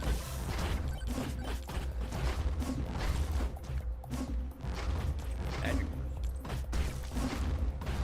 Oh, I do like that hill. It's just like a suited person, like a monster with a flamethrower. Like that sounds kind of like that. Maybe the flame retardant suit people. Yeah.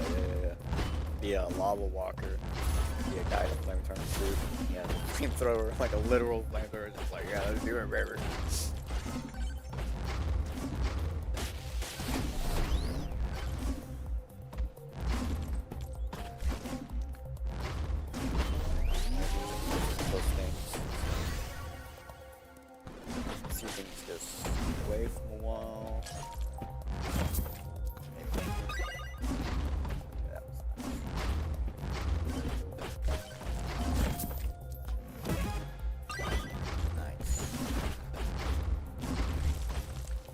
Working my way over there. Hold on.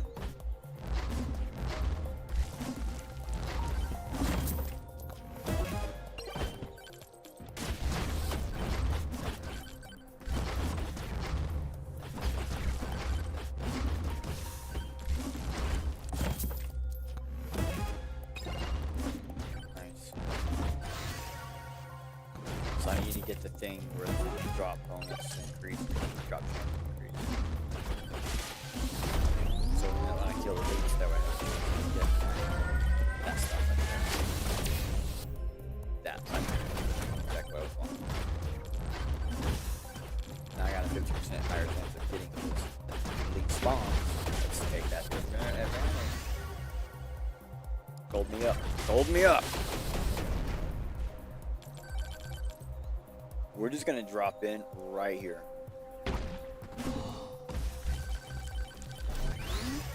XP me.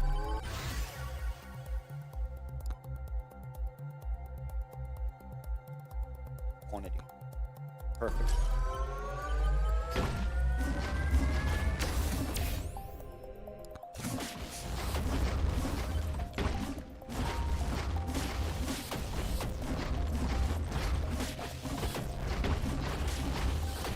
Gosh.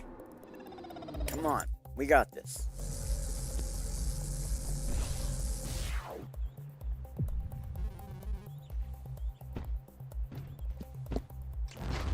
One good run. Let's get to the boss. Let's kill the boss. I think last weekend we didn't get to the boss either. 2 weekends in a row. We are doing experimental pulls and stuff like that, so it happens, but it'd be nice. It'd be nice.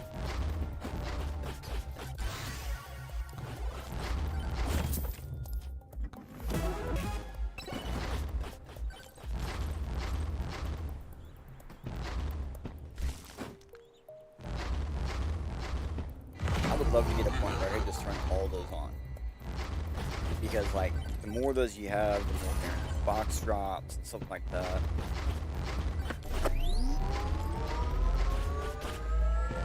Like, I had 2 guaranteed box drops. Now I have 4. If I can kill the boss that's attached. The mini boss that's attached. Alright. But potential's there.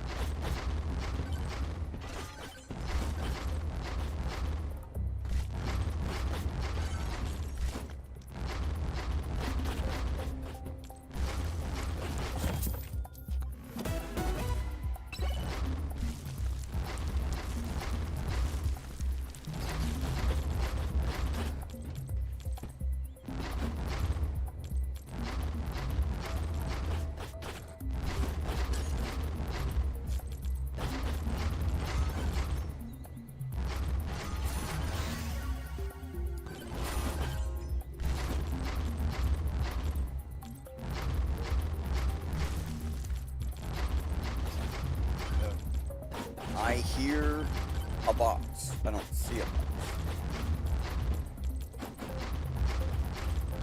Oh, no, it's the boss running. Okay.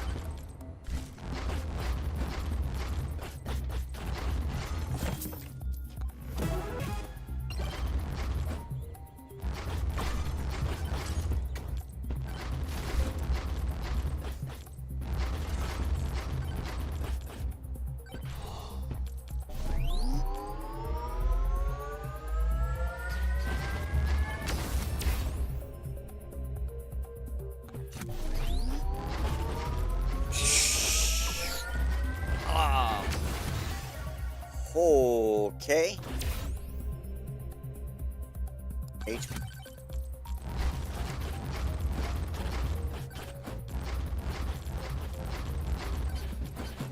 Oh, man.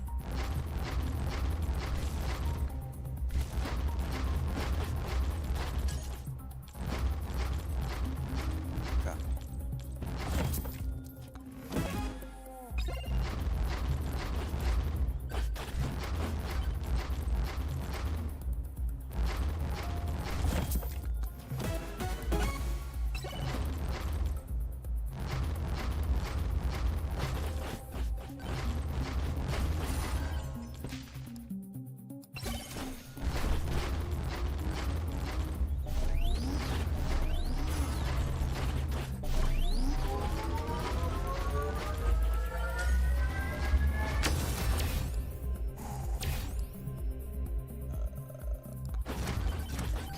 Ah, God, right into a bee. Why is the bumblebee technology so powerful?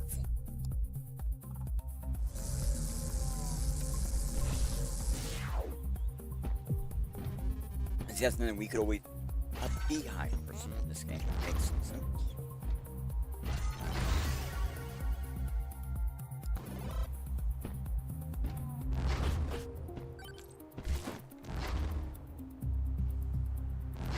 An entire level where you're on a volcano.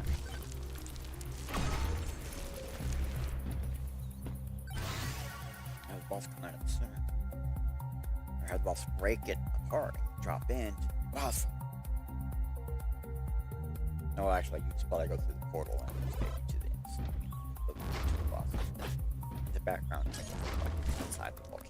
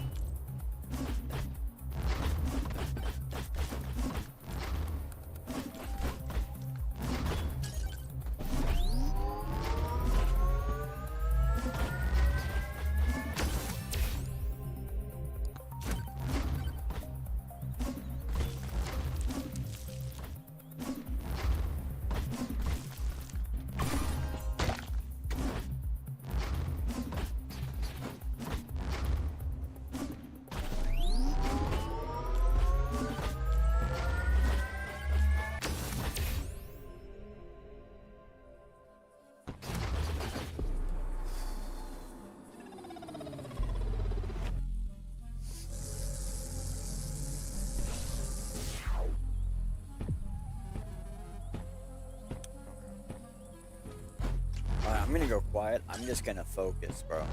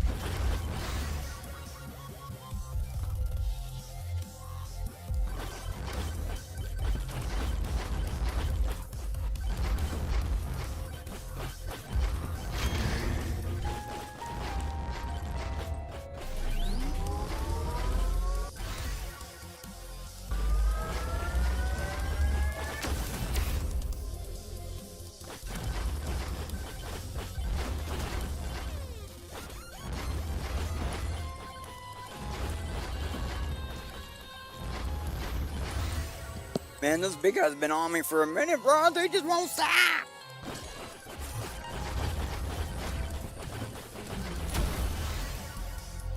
Damn. They were really on me. They were like, no, we're getting this guy. We're gonna get this guy. That's really what they thought.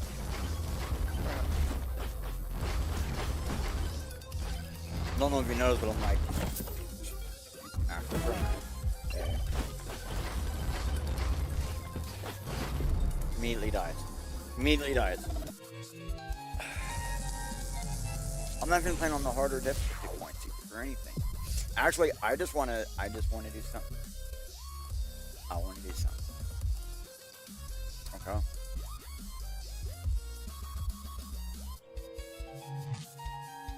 Wait. Hold on. Alright, remember earlier I was saying.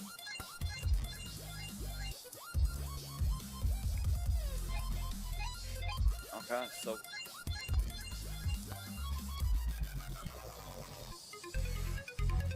Yeah.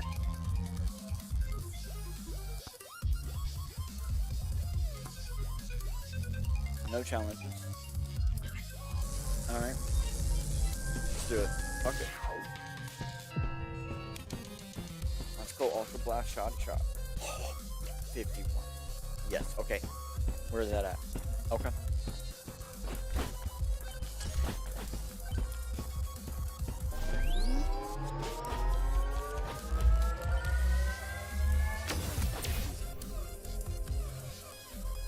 Okay.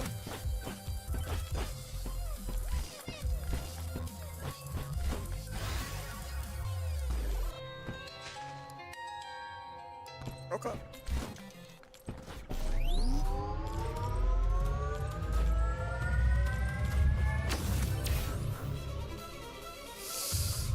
Pick a branch. Like I wanted that armor, but I know I need that pick a branch.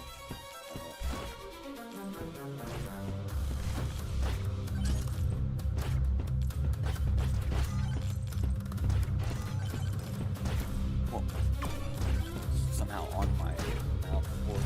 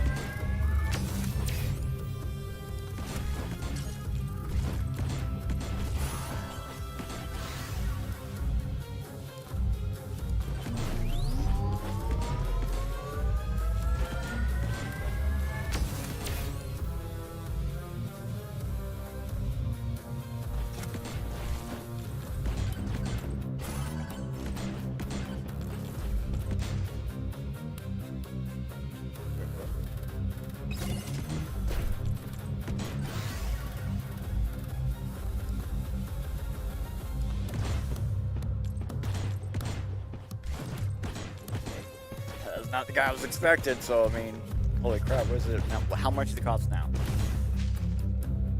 It's much more.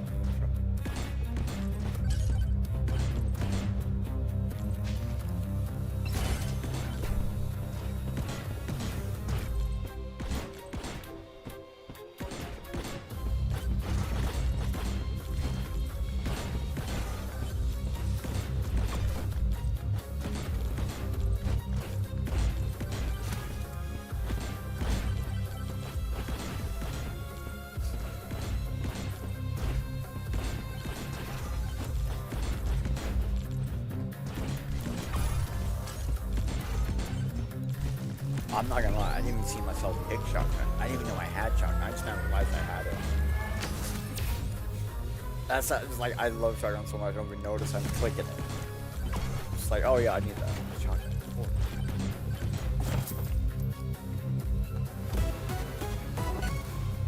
Oh.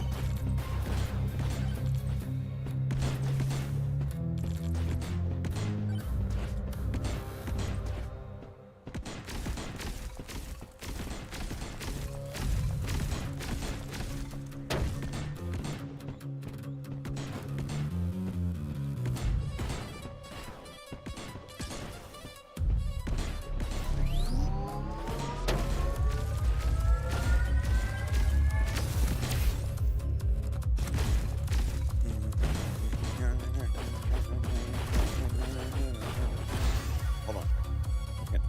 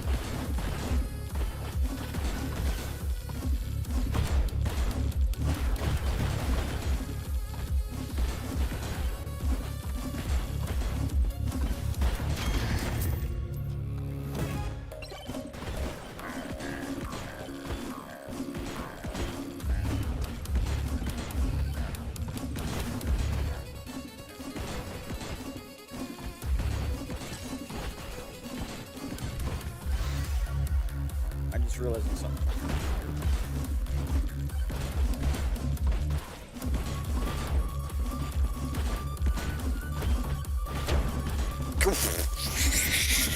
You see that thing I just shot off? He just went, whoop. He was gone.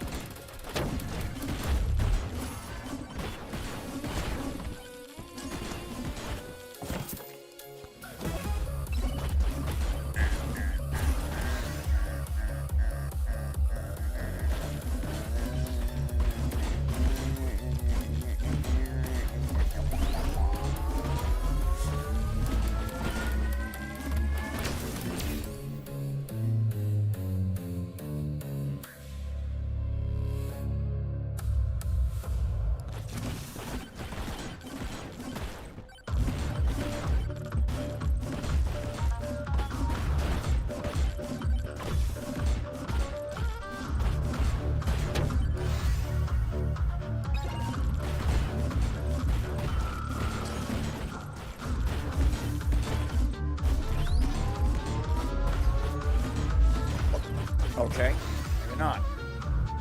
Guess we're not doing that one, guys. Sorry. Bad guy said otherwise. He said, nah, not for you.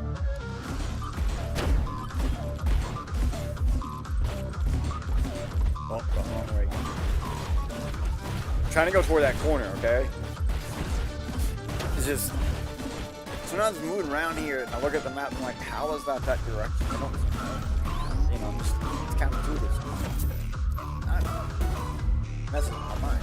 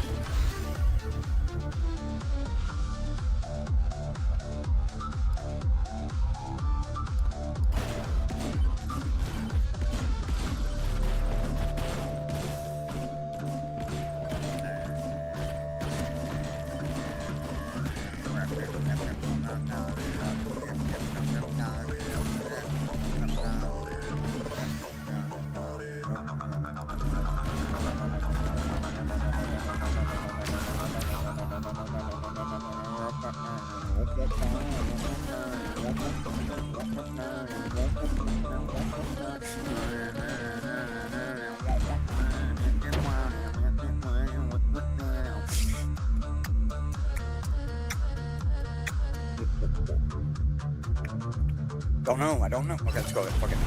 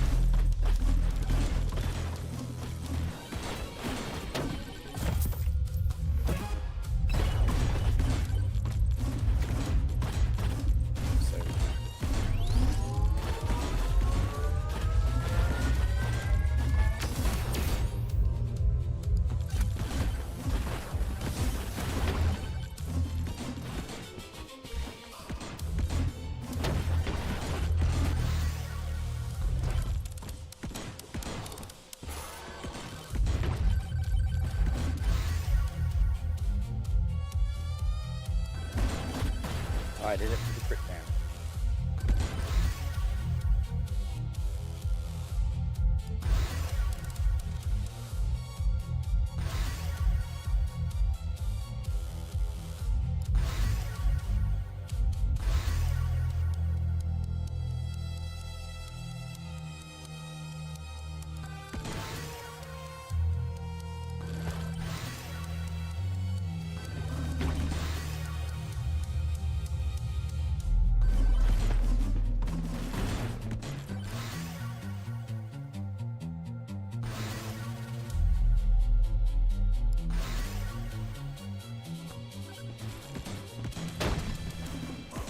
Whoa, what the hell?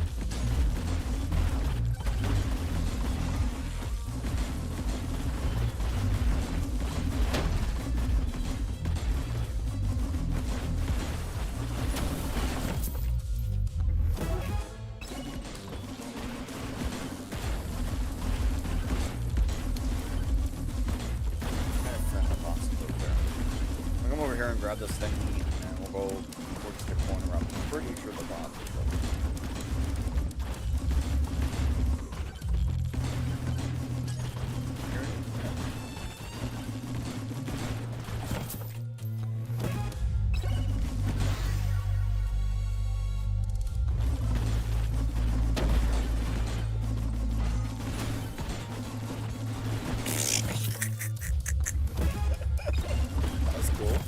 Like, oh, you're over, you made it all the way over here. Good second. Oh, thank you. Appreciate it.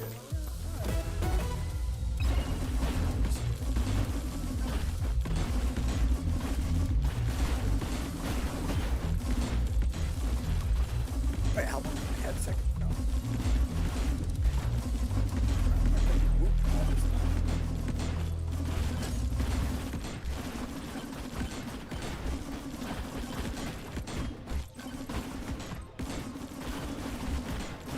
Screw myself over.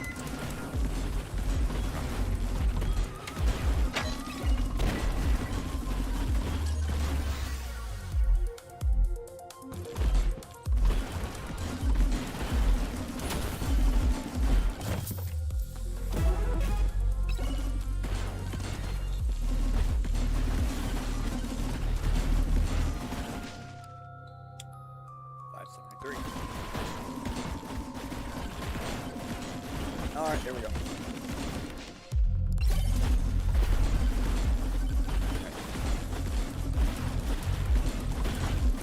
Are you kidding me?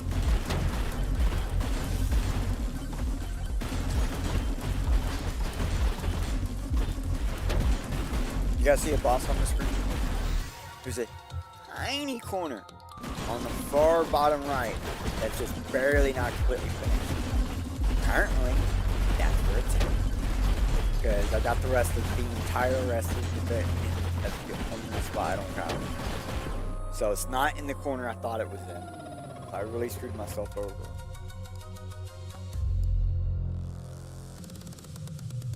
See? Alright. We're gonna try something completely different. I got a feeling I have to get a completely different setup for Artemis, and I just don't know what it's gonna be. Because like this is a pretty good setup. I'm gonna try to stay away from the shotgun. I might get it. You know, I'm just used to always getting it.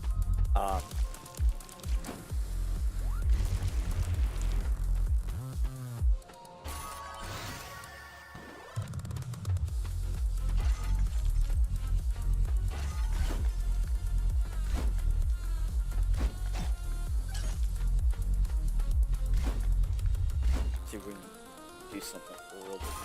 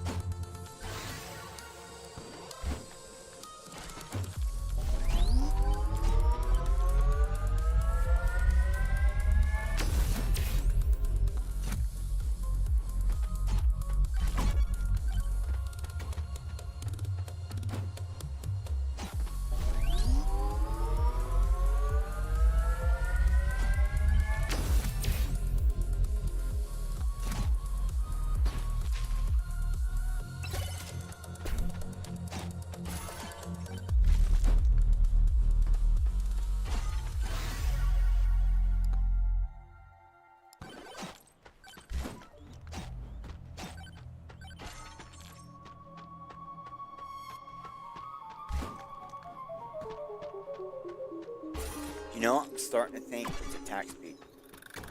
I think I'm gonna have to get the attack speed tome with Artemis to make it work. Or the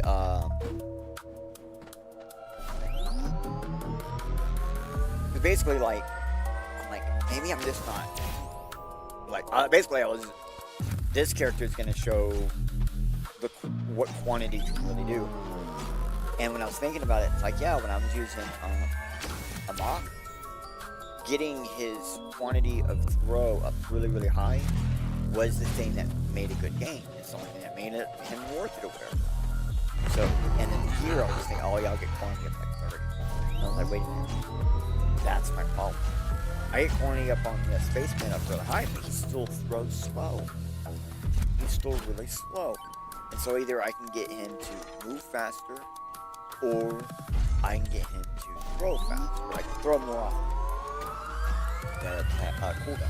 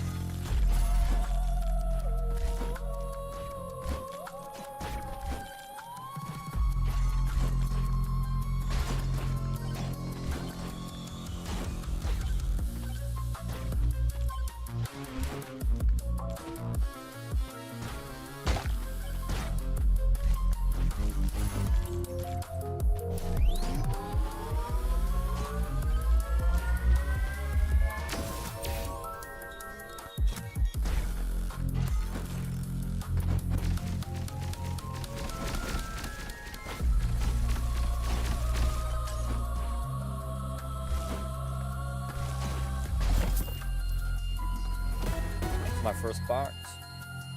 Crap. Shit box.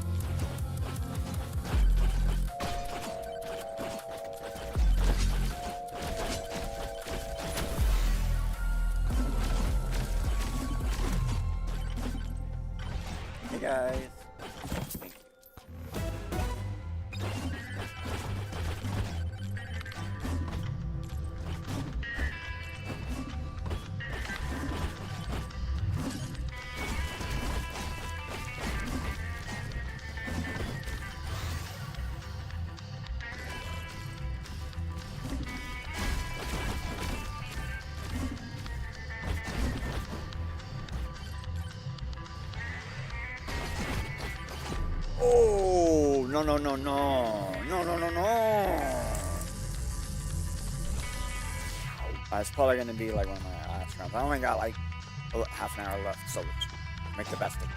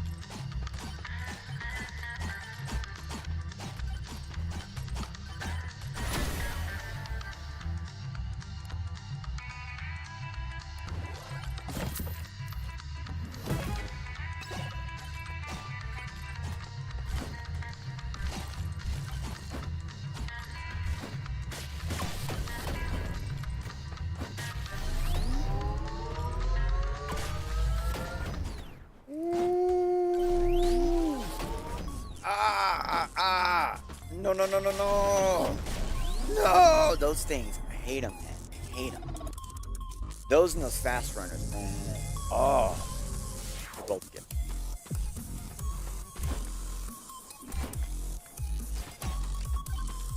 Tell you what, if I die quick enough to go to the desert.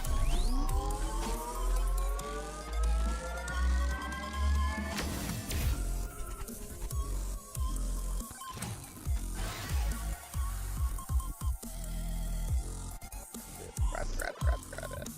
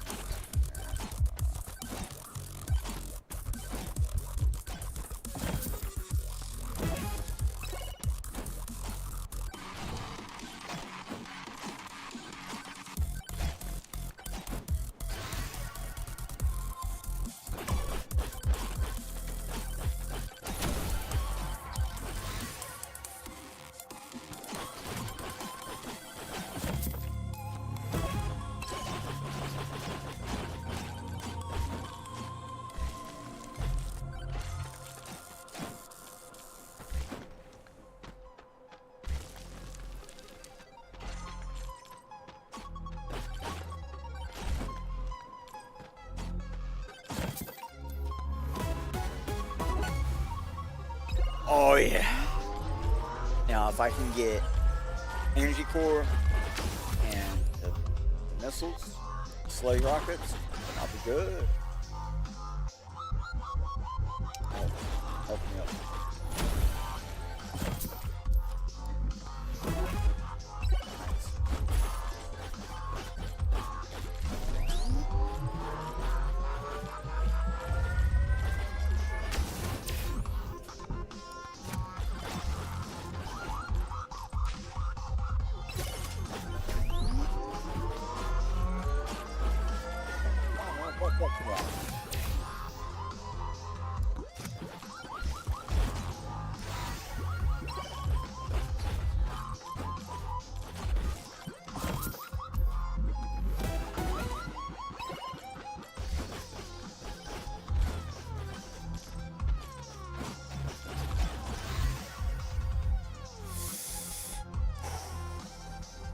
have to try really hard not to hit that button out for that shotty because I love that shotty. One of my favorite weapons on this game.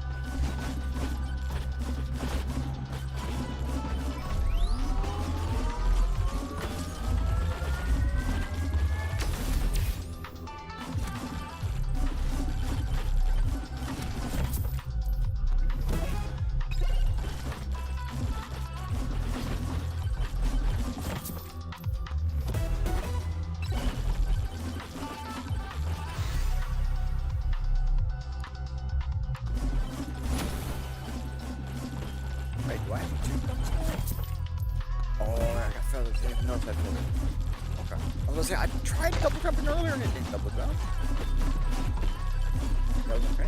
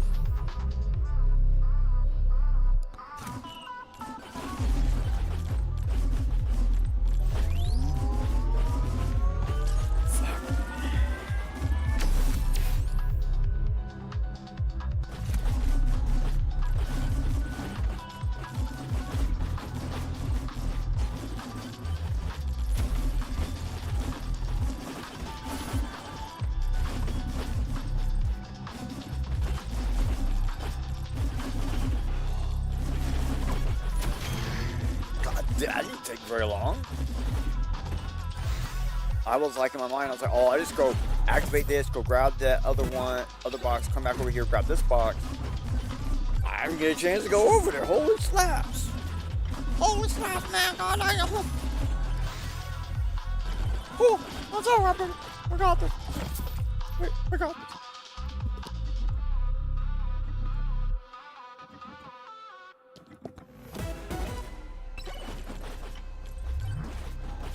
I will, baby.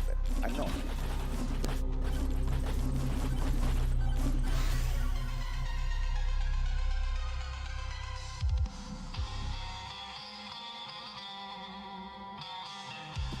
Sorry, I had to ask why puppy is nuzzling. Look, we've been trying to teach her to go use her nose instead of using her mouth. We got her from a pound, so she like grab my arm and grab me with her mouth. So we're just trying to teach her to use her nose to do something. And she finally did it for the first time. Holy crap.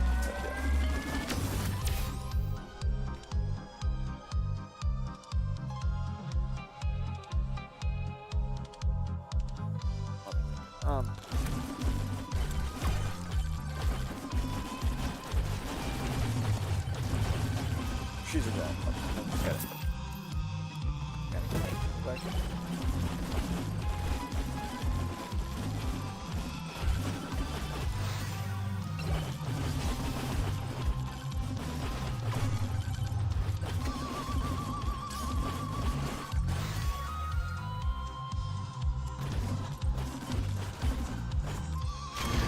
Yeah, basically I want to get my your main weapon. You want to make your main weapon so good that when they get into the aura, because they're taking I can't remember a second or whatever in the aura, that your weapon just destroys them fast. So them taking them first.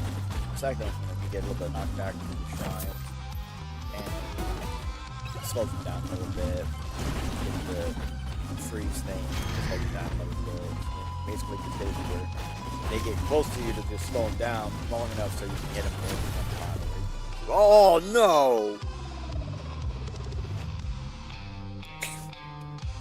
I really thought that was the one. God damn. But you see how Soul Harvester is just insane DPS or whatever. Quintana, yeah. But let's see. Aura down, all the way down here again. Alright.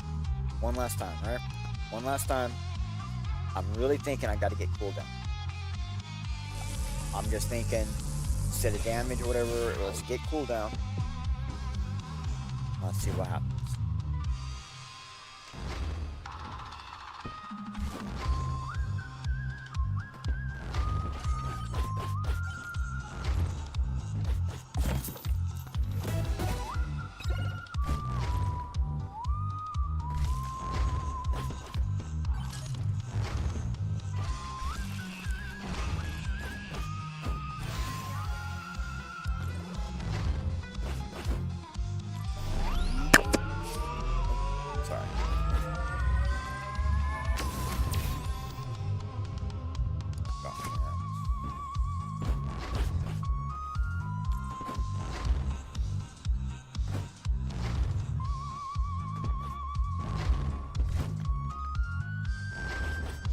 Dang, that thing is barely on the...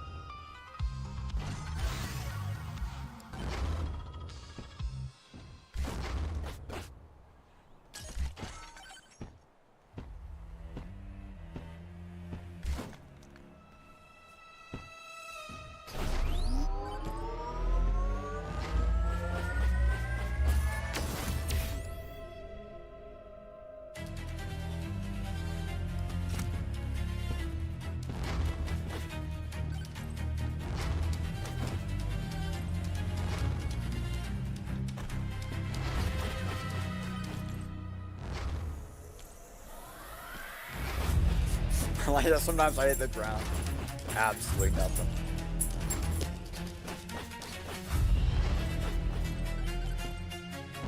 Like there's no damage taken or whatever. Another time you barely touch the ground, it's like 15 damage. But,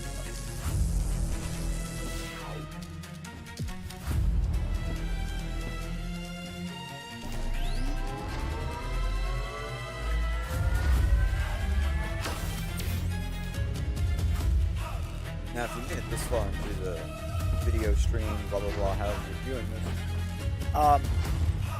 something I used to do is I would do I would reset over and over until I started at the boss level. Like you just saw, I started at the boss. All right, I gotta go. Sorry everybody, I can't even finish this round. I'm gonna have to go. Thank you everybody for stopping.